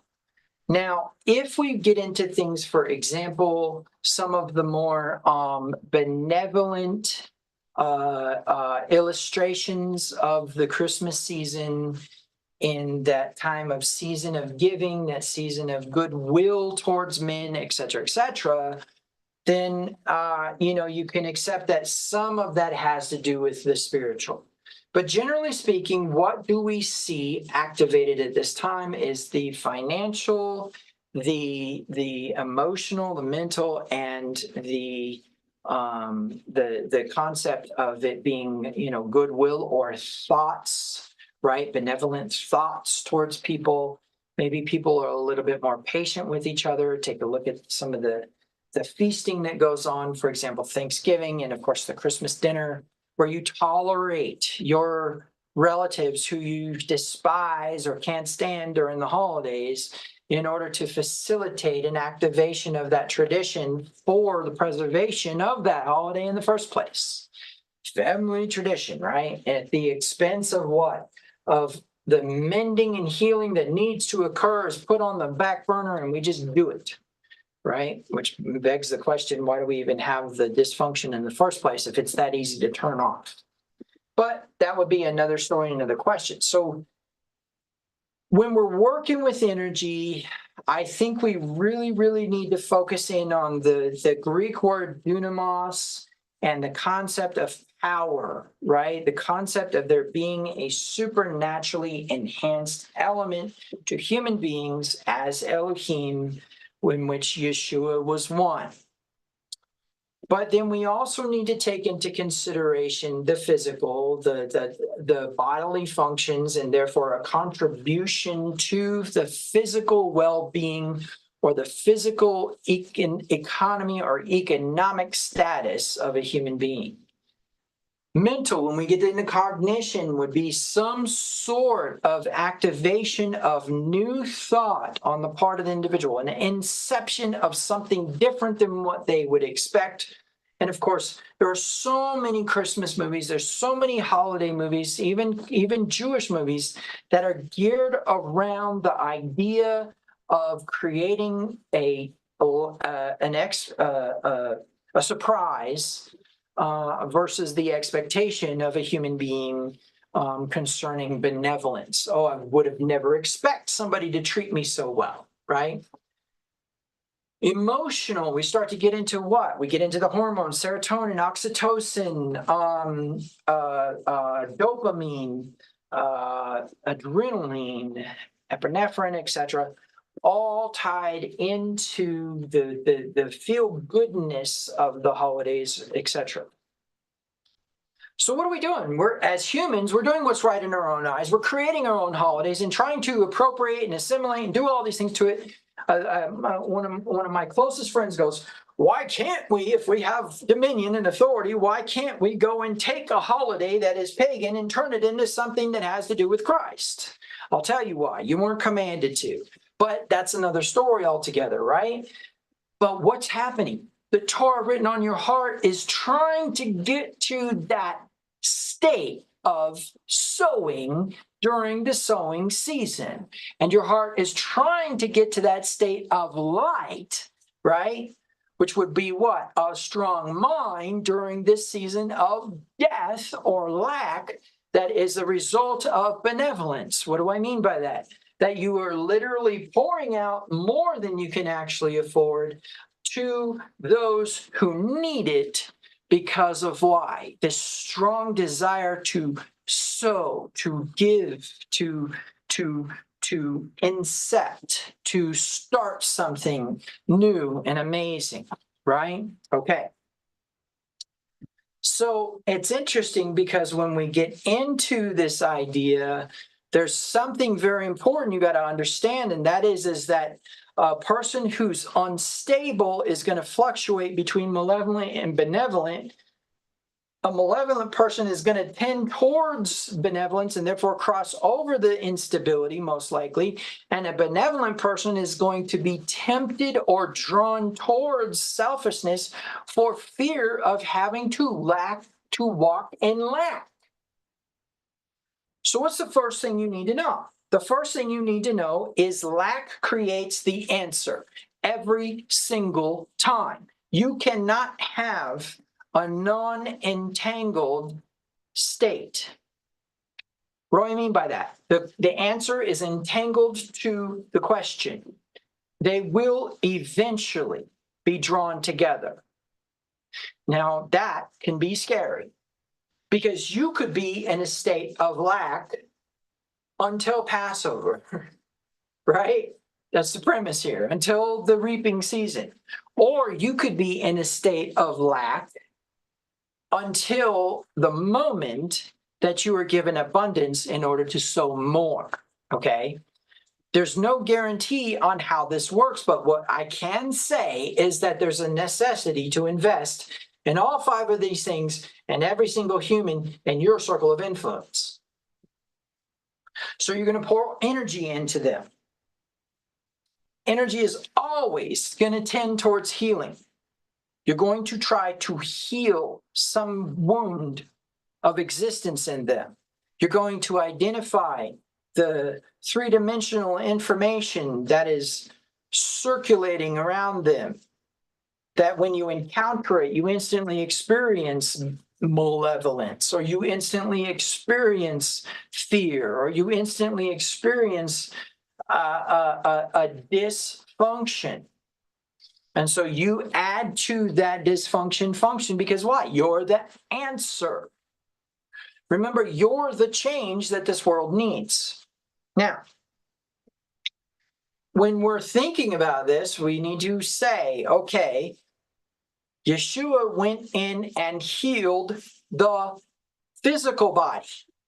He went in and he gave space to the body to what? Heal itself, albeit sometimes rapidly, which means it was being obedient to something that we don't understand, but to heal itself and become whole like it is meant to be.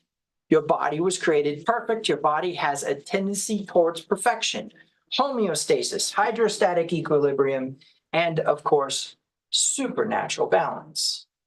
Okay. And so the premise is that as we're looking at this and we have the mental, we have the idea of needing to create an inception of thought, to plant a seed that would make a person think differently without bringing them through some sort of manipulative process. What do I mean by that? You do not want to tell somebody how to think, because if you tell them how to think, they will not think that it is their idea, and therefore they won't think it. But if you tell them that they should come up with an idea of how to think, they will think that it is their own idea. So investing in the mental is powerful, because that is where change occurs, right? Where cognition occurs. Because why? We're constantly in a state of using the frames of references of our wounds, our entitlements, and our limiting beliefs to navigate life.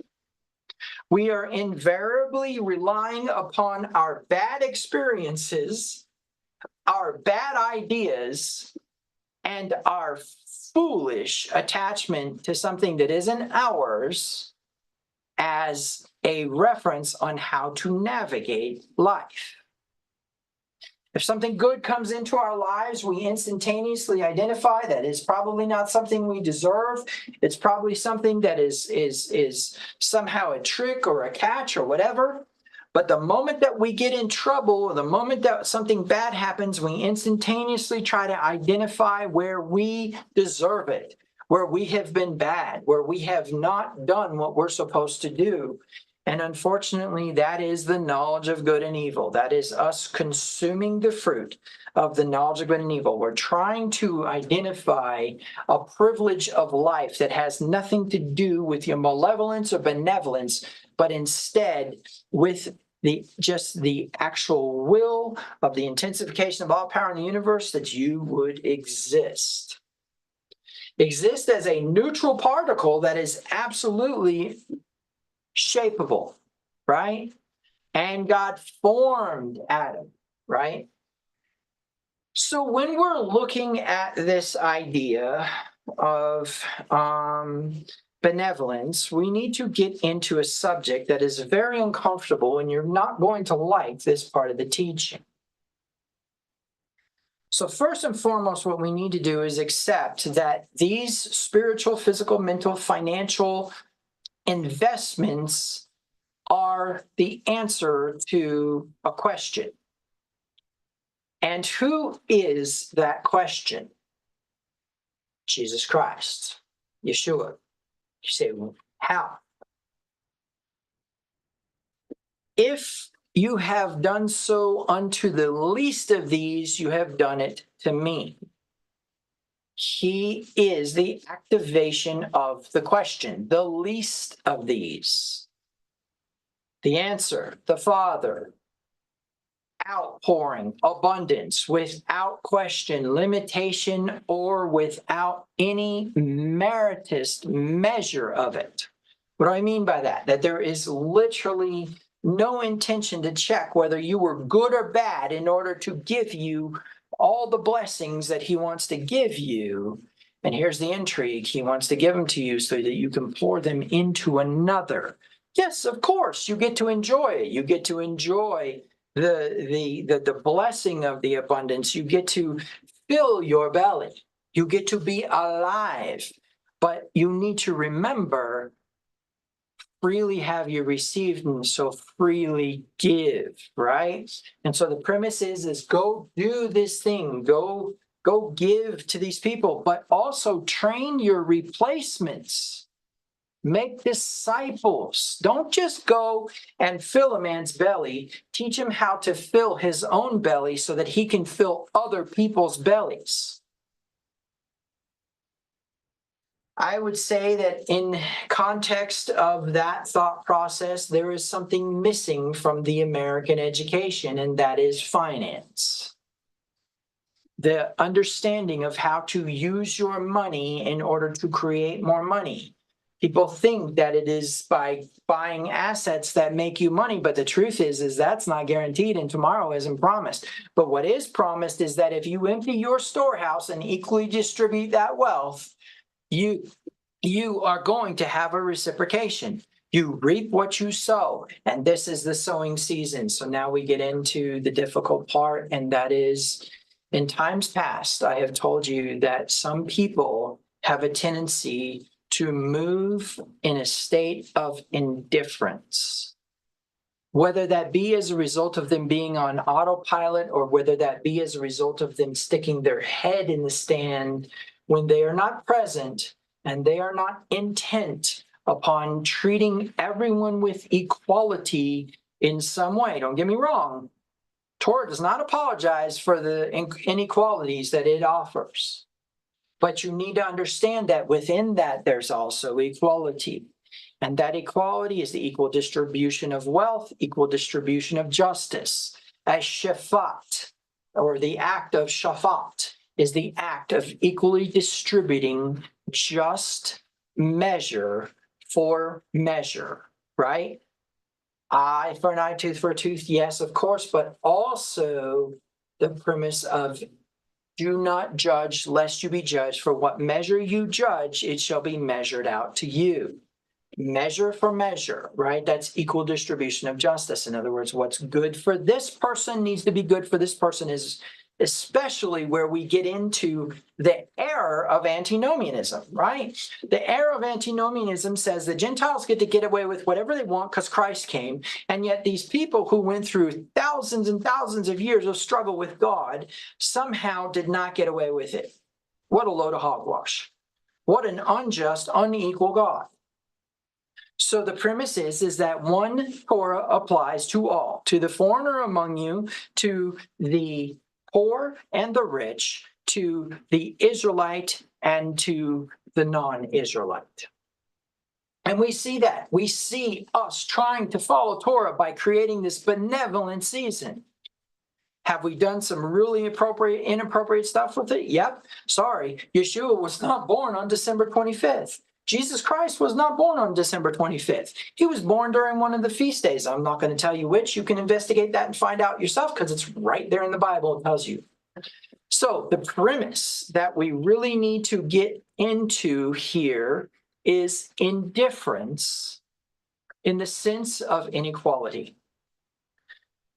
So obviously, indifference without the inequality factor is indifference as a result of not being present, as a result of fear, or as a result of disassociation, which could also be as a result of fear. But in general, it's not being present. It's not paying attention and therefore not being available. So it's not necessarily that you don't have enough money to give to the poor, or you don't have enough energy to pour into someone, or you don't have the mental capacity to try to create an inception in a human being, but instead that you don't care to because you're occupied by other things. Okay? And so indifference without the inequality factor is just you being lost and therefore unstable and therefore being blown about, right, by every wind. But then we get into something sad, and that is that we get into a point of existence called deliberate indifference. And deliberate indifference is when you choose a side and then you treat the other side a certain way because of it without consideration. Now, let's talk about that for a minute, because obviously when we start to get into foreign policy as a result of danger, then we probably need to accept that there's a certain amount of indifference that you have to treat the enemy with. But that's if there's immediate danger. And determining immediate danger is a difficult thing. In fact, it's a difficult thing in the court of law to determine immediate danger. Because unless it's just absolutely present, it's hard to prove. Now, why is that so important? Because deliberate indifference is when you decide to not treat somebody with the same equality as somebody else because of a bias that you feel about them. Deliberate indifference is absolutely the result of a dislike for the difference between you and another person.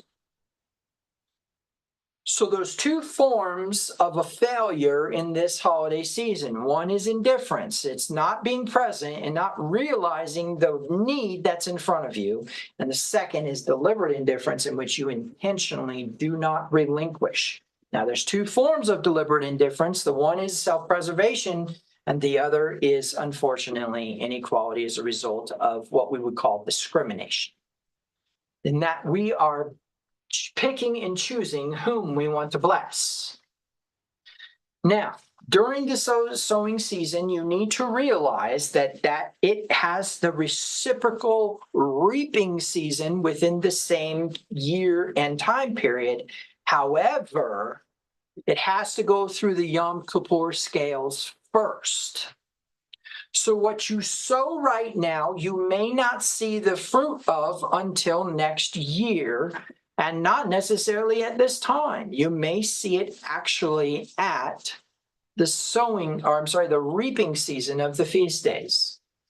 Now, I understand that most times when I am teaching about Yom Kippur, I say, if you sin here, then you reciprocate here, right? But during the sowing season, an exception is made to the sowing. Because why? Because you're already in a state of death during this season.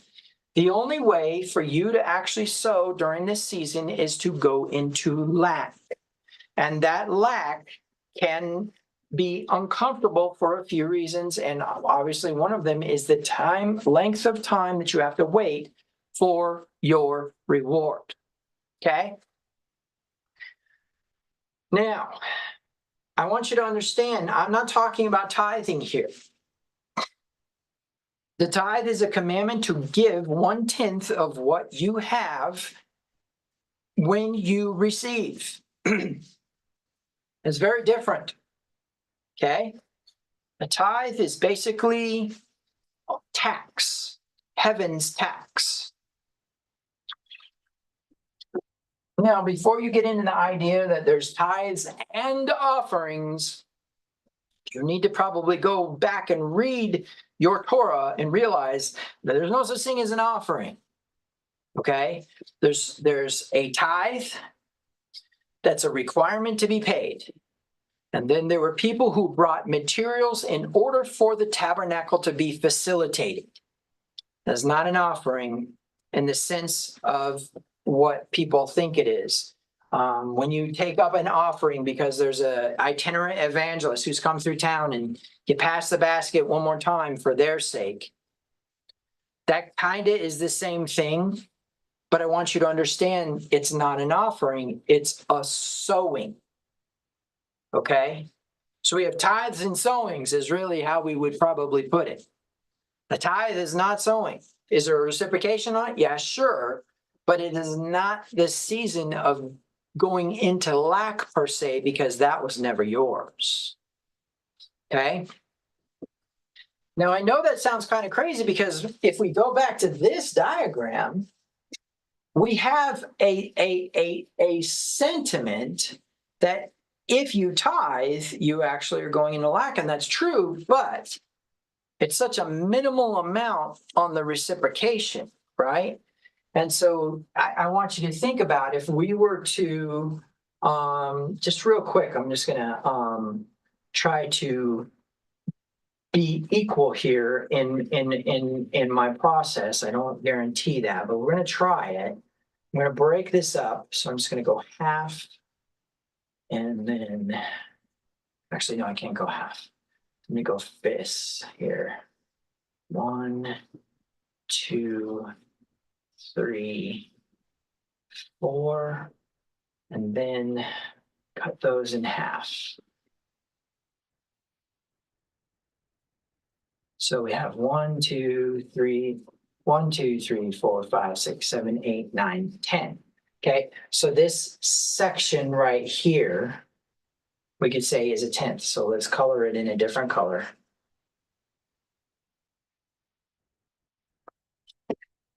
Now, we could say, yeah, we poured into this person that amount, right? But the truth is that this vessel in its state of lack, in its original state of lack, let's get rid of this real quick. This vessel in its original state of lack is actually a lot more, isn't it? And so the premise is that we could say, yeah, okay, so I definitely poured into this vessel. Right? Okay, well, let's give it a little bit more. Okay, so I poured into this vessel, so I definitely, my conscience is clear. I did my tithe, whatever. Okay, that's fine. There's nothing wrong with that because there is a minimal activation of Torah. But during the sowing season, you need to realize you reap what you sow, and malevolence begets malevolence, and benevolence begets benevolence, and lukewarm gets spewed out, right? Okay. So the concept here is going to be in the mode of accepting lack. And the concept is that lack is not only financial. That lack can also be one of the 5 investments. Now, I've taught before about sowing. I did a whole entire series on sowing and how to sow into energy and how to sow into the physical body and how to sow into the mental, what to do, how to give, how to accomplish those things, and the imperativeness of the financial. But what I have not done is shown you the cost of sowing. You dump your physical body into an investment of physical healing. There's a cost. And the reciprocation may not come very soon.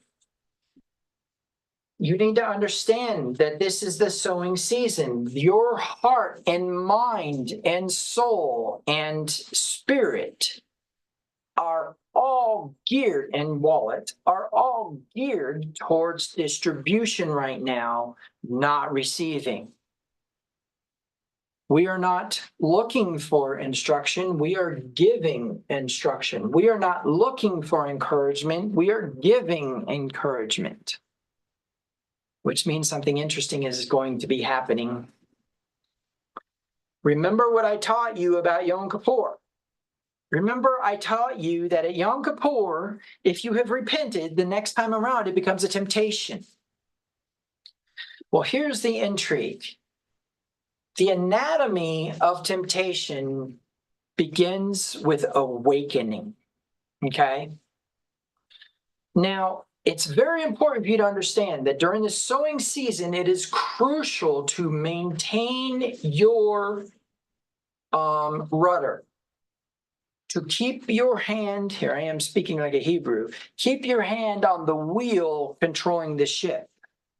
And I'm not only talking about the tongue, because why should you drink waters from a foreign cistern? What do I mean? I mean that this season right now should, if you properly went through Yom Kippur, have an awakening within it. Of what? Of temptation. Now, I know that there's a concept that you're coming around to that point again, and that's when you'll be tempted, and there was context sensitivity, but I need you to understand that that context sensitivity doesn't necessarily equate to a point in time in a natural order process. Why? Because it could be years before you enter back into that context, or it could be moments, right? And so as a result of that, we have a time period in which the earth has been promised to have a seed time. That seed time is tied into the months, which happens to also be tied into the days. And so we know that this is the sowing season. And as a result of this being the sowing season, why do we say this is the sowing season? Because what has happened? The harvest ended at the last day of the last feast, Shemini Atzeret, the harvest ended. Now, is there some sort of harvest in the wintertime for Israel? It's not my place to discuss that, because we're using the allegorical agricultural calendar to explain that for whatever reason, winter has the answer to death built into the heart of the human. There is a desire to be more benevolent during this season than any other season. In fact, you want to know the sickest time for humanity? The sickest time for humanity, the darkest time for humanity, is actually at the summer solstice, when the sun is at its brightest and it is at its greatest length of day and the night is short. Why? Because we have forgotten our hungers. And of course, we know the summer season is also a reaping season, and therefore we are reactive to our reaping season. But the emotional entitlements and the justifications for sin and all of those things come during the cold, come during the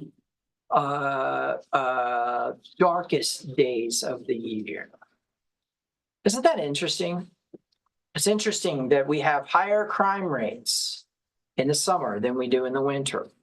We have a greater increase of forgetting of where we came from in the time of warmth and heat and fatness than we do in the time of cold and lack and winter and death.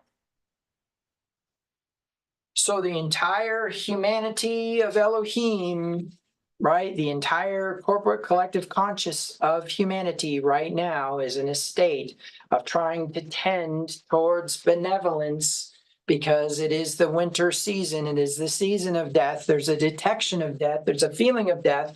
There are people falling asleep and not waking up in the morning because of how cold they are when they slept on the sidewalk the night before. There are people falling into a state of depression who need an investment of emotional assistance by those who have what? The strong mind during this season. Why? Because we are trying to activate light during the darkest days of the year, right? And so the strong mind is imperative. That is the word light in the Hebrew.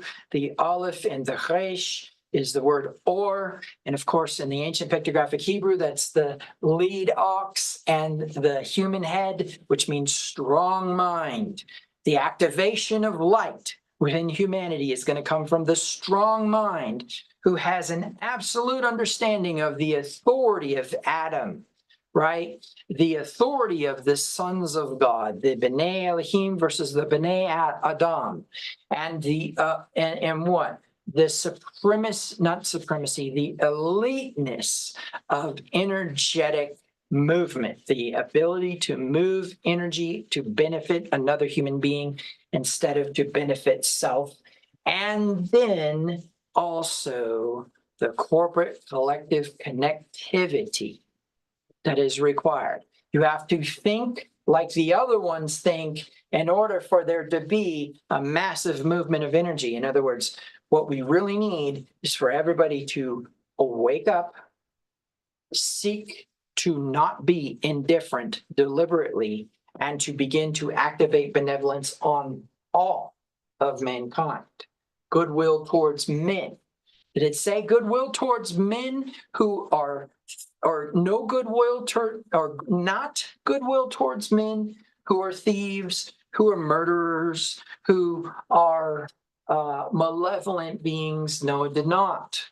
It said on all, because this is the sowing season, and there's no differentiator. There is no discriminator. There is no inequality in benevolence. Benevolence shoots out in every direction, without limitation, without definition. And so as a result of that, we come into something interesting. Are you picking and choosing whom to create these investments in? Are you looking at your enemy or at an opponent or at a malevolent being with an indifference of not being willing to sow to them if they have the question within them? And one can argue that a malevolent being is in a very repetitive, concrete state of question. And so I know that becomes difficult because now what we need to do is disassociate ourselves from our pain.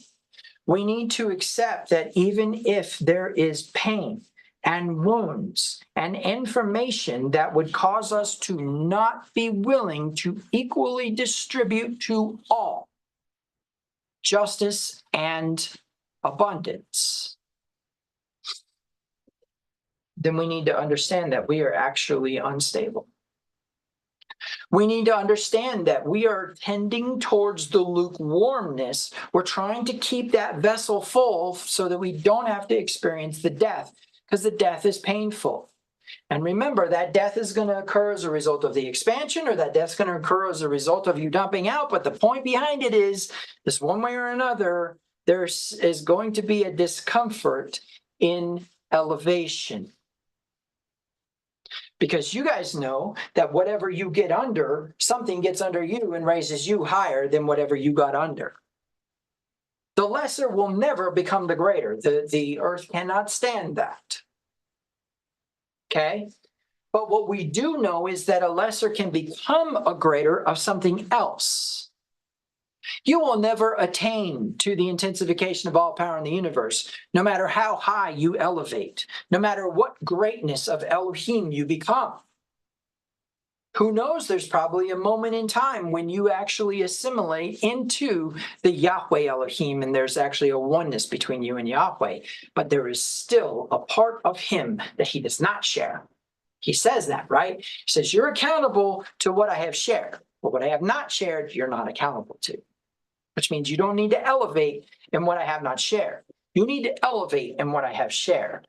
But you need to remember one other thing. There is always going to be a tendency to want to be selfish. There's a temptation to want to hold on to it and not distribute it, and therefore moving into unstableness and potentially, under the right circumstances, into malevolence, where you actually, the one who was always equally distributing and the one who was always giving and doing what he was supposed to do, has all of a sudden become so selfish it actually forces, coerces, or manipulates to receive energy, physical healing, mental, emotional, and financial investment in self. Now, I want you to understand the actual capitalistic practice of amassing wealth is not what I'm talking about. It is not evil to have personal private property, and it is not evil to amass wealth, but it is evil to not equally distribute that wealth accordingly. Your belly can only be so full, and you can only build so big of a palace. Remember David, he says, man, I built all these palaces, and the ark of the Lord is in a tent. I mean, you could, sky's the limit on how big you want to build something, but once you've built that big thing, how much bigger do you need to build? You don't, right? And so there's an element of extravagance, and there's an element of presumptuousness, and there's an element of retaining wealth that does not equate to the natural order processes of things. Trees, rocks, flowers, birds, bees, dogs, monkeys, bacteria, human cells, plant cells, all are benevolent to each other, except for us.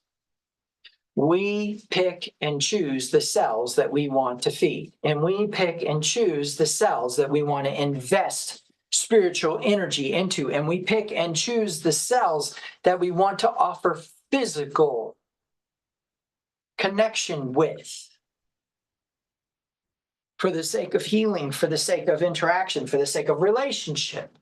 Don't get me wrong, I'm not talking about polyamory here. There is a binary element to the greater and the lesser. Torah doesn't apologize for that. And I'm just a messenger. And so the way that you want to focus your existence. Why? Because we're talking about the mind, the body, the spirit, right? We're talking about the four bodies. And one could argue that there is an element of a material body. We like creature comforts. We like warmth. We like fatness. We like pleasurable experiences. We like to feel the effects of serotonin, of oxytocin. We like to feel dopamine. We like those things. And when we don't have them, we experience an element of incongruity, right? There's a discomfort there. Wait, that doesn't equal what I want, right?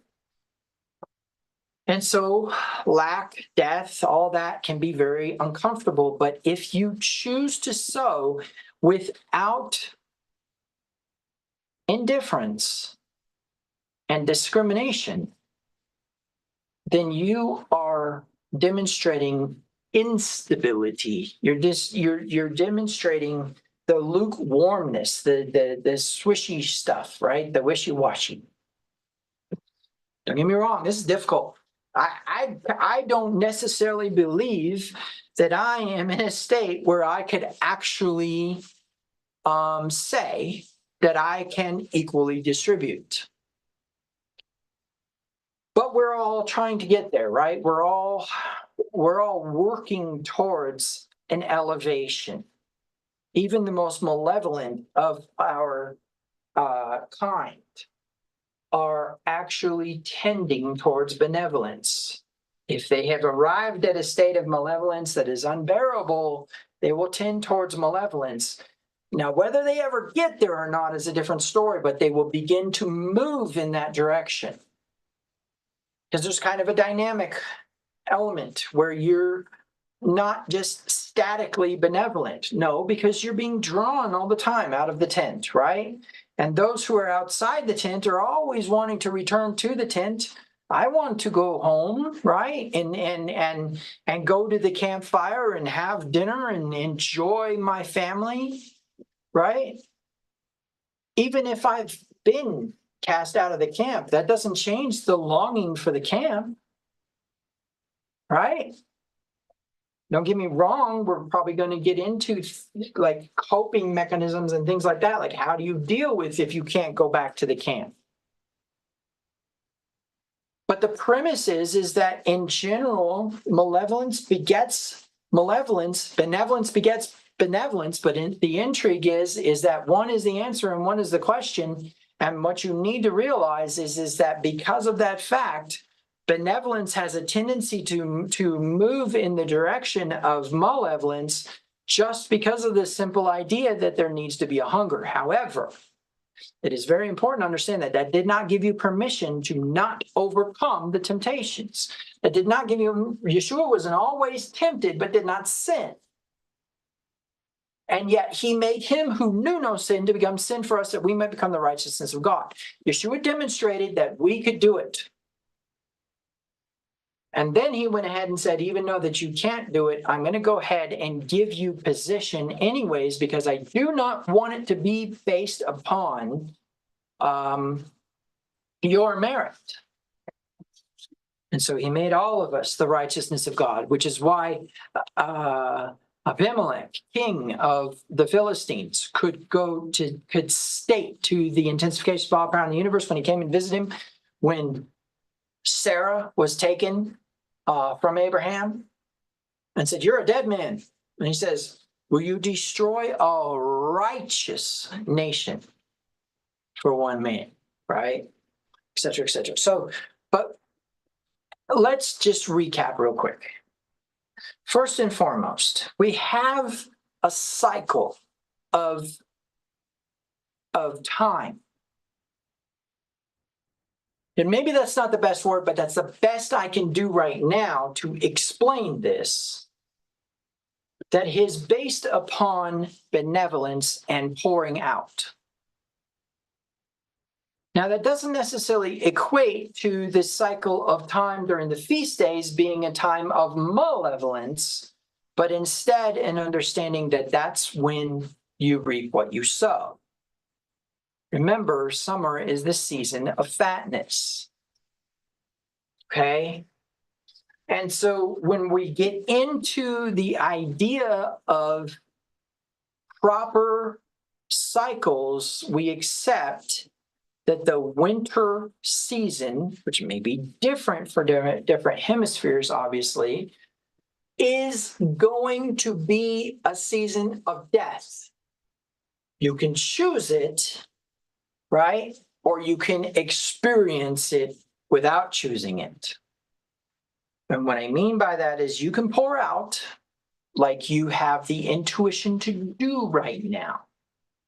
One could argue that wallets are a lot more fluid in the month of December than any other month.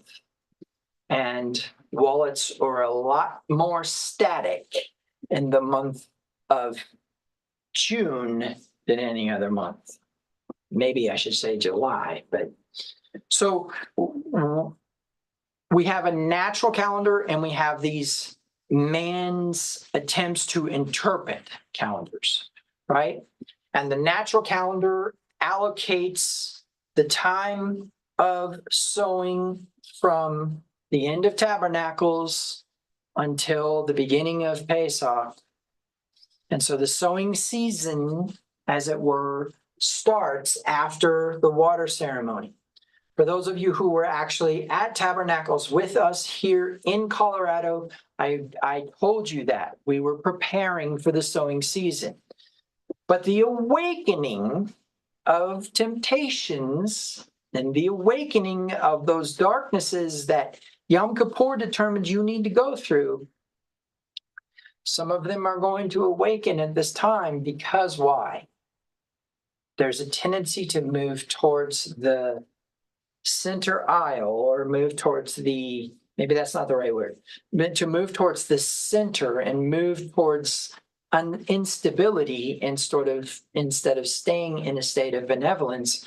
And here's the intrigue. If you stay in a state of benevolence, you will be going through some semblance of a death right now. There'll be an emptying, right? Doesn't necessarily mean that you're going to run out of money. Stop being scaredy cats. This doesn't mean that you are going to experience financial distress. It could be physical. It could be spiritual. How many of you feel drained? How many of you are experiencing the moment of realization that you are in a state of lack because you poured out, right? It makes sense, doesn't it now? So please stay in a state of benevolence. But let's say that you just happen to be listening and you're in a state of malevolence. What is the first step? Well, this is what it says.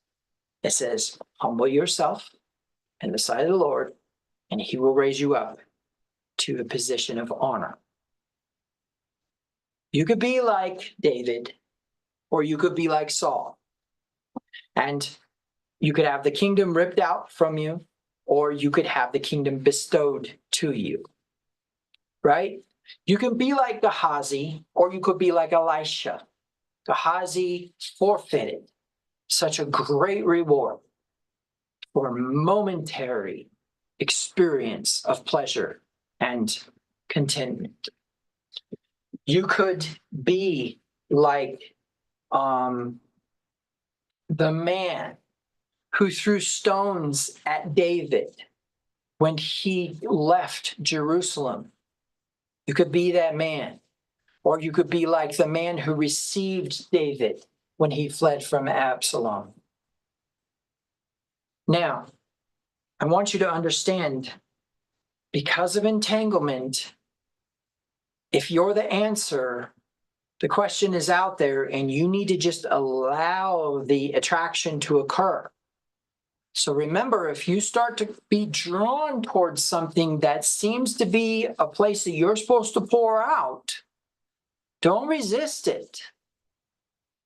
Because remember, no amount of resistance is going to prevent an entanglement. And no amount of resistance is going to prevent an attraction. Thank goodness for chesed. Thank goodness for mercy, that the intensification of all power in the universe is still pulling strings to make sure that that's not such a difficult task. So, short version, malevolent beings, humble yourselves inside the Lord. He will raise you up to a position of honor, but also humble yourselves inside the Lord. Resist the devil, and he will flee from you. Resist the malevolence, and it will not attract more malevolence. And you will begin to tend towards the unstable. And then you'll have to decide. You'll have to decide if you're ready to be a benevolent being and give up those things that make you malevolent. Benevolent beings still need to walk in the humility that they activated when they were malevolent beings. Benevolent beings still need to humble themselves in the sight of the Lord and then be raised up in the position of honor. But they've already gone through the cycle, right? If they're benevolent beings, they've already elevated. And if they've already elevated, then they need to just keep that cycle going of sowing and reaping, of pouring out and experiencing the expansion and getting bigger and fuller and fuller and fuller, so that there's more abundance and more abundance and more abundance. That's why it says, what you have will be taken away. That's a malevolence. But he who is trustworthy will be trusted in many things. The expansion, although painful, will always result in a bigger filling. It's a difficult journey. It is a very difficult journey. And finally, the last of our recap, if you operate with indifference during this season, whether intentional or unintentional, not only will you miss out on the rewards, but you will have a greater danger of moving towards malevolence. You have a greater danger of experiencing the state of self without any ability to remedy it, because you will be in a cycle of malevolence. More and more bad things will happen, and you will experience it, and you will not understand why life has gotten so horrible, except that you've continued in it. You continue to sow in it. Because just as there's a reaping of reward for those who are benevolent, there is a reaping of reward for those who are malevolent. Okay. So I think one of the most important points that you need to remember is that all the world right now is trying to get to that point that you possibly are already at. Remember, Torah has caused you to become elite spiritually, physically, emotionally, etc. You are superior in many areas. Sure, there's areas that need to grow. That's why I said it's not static.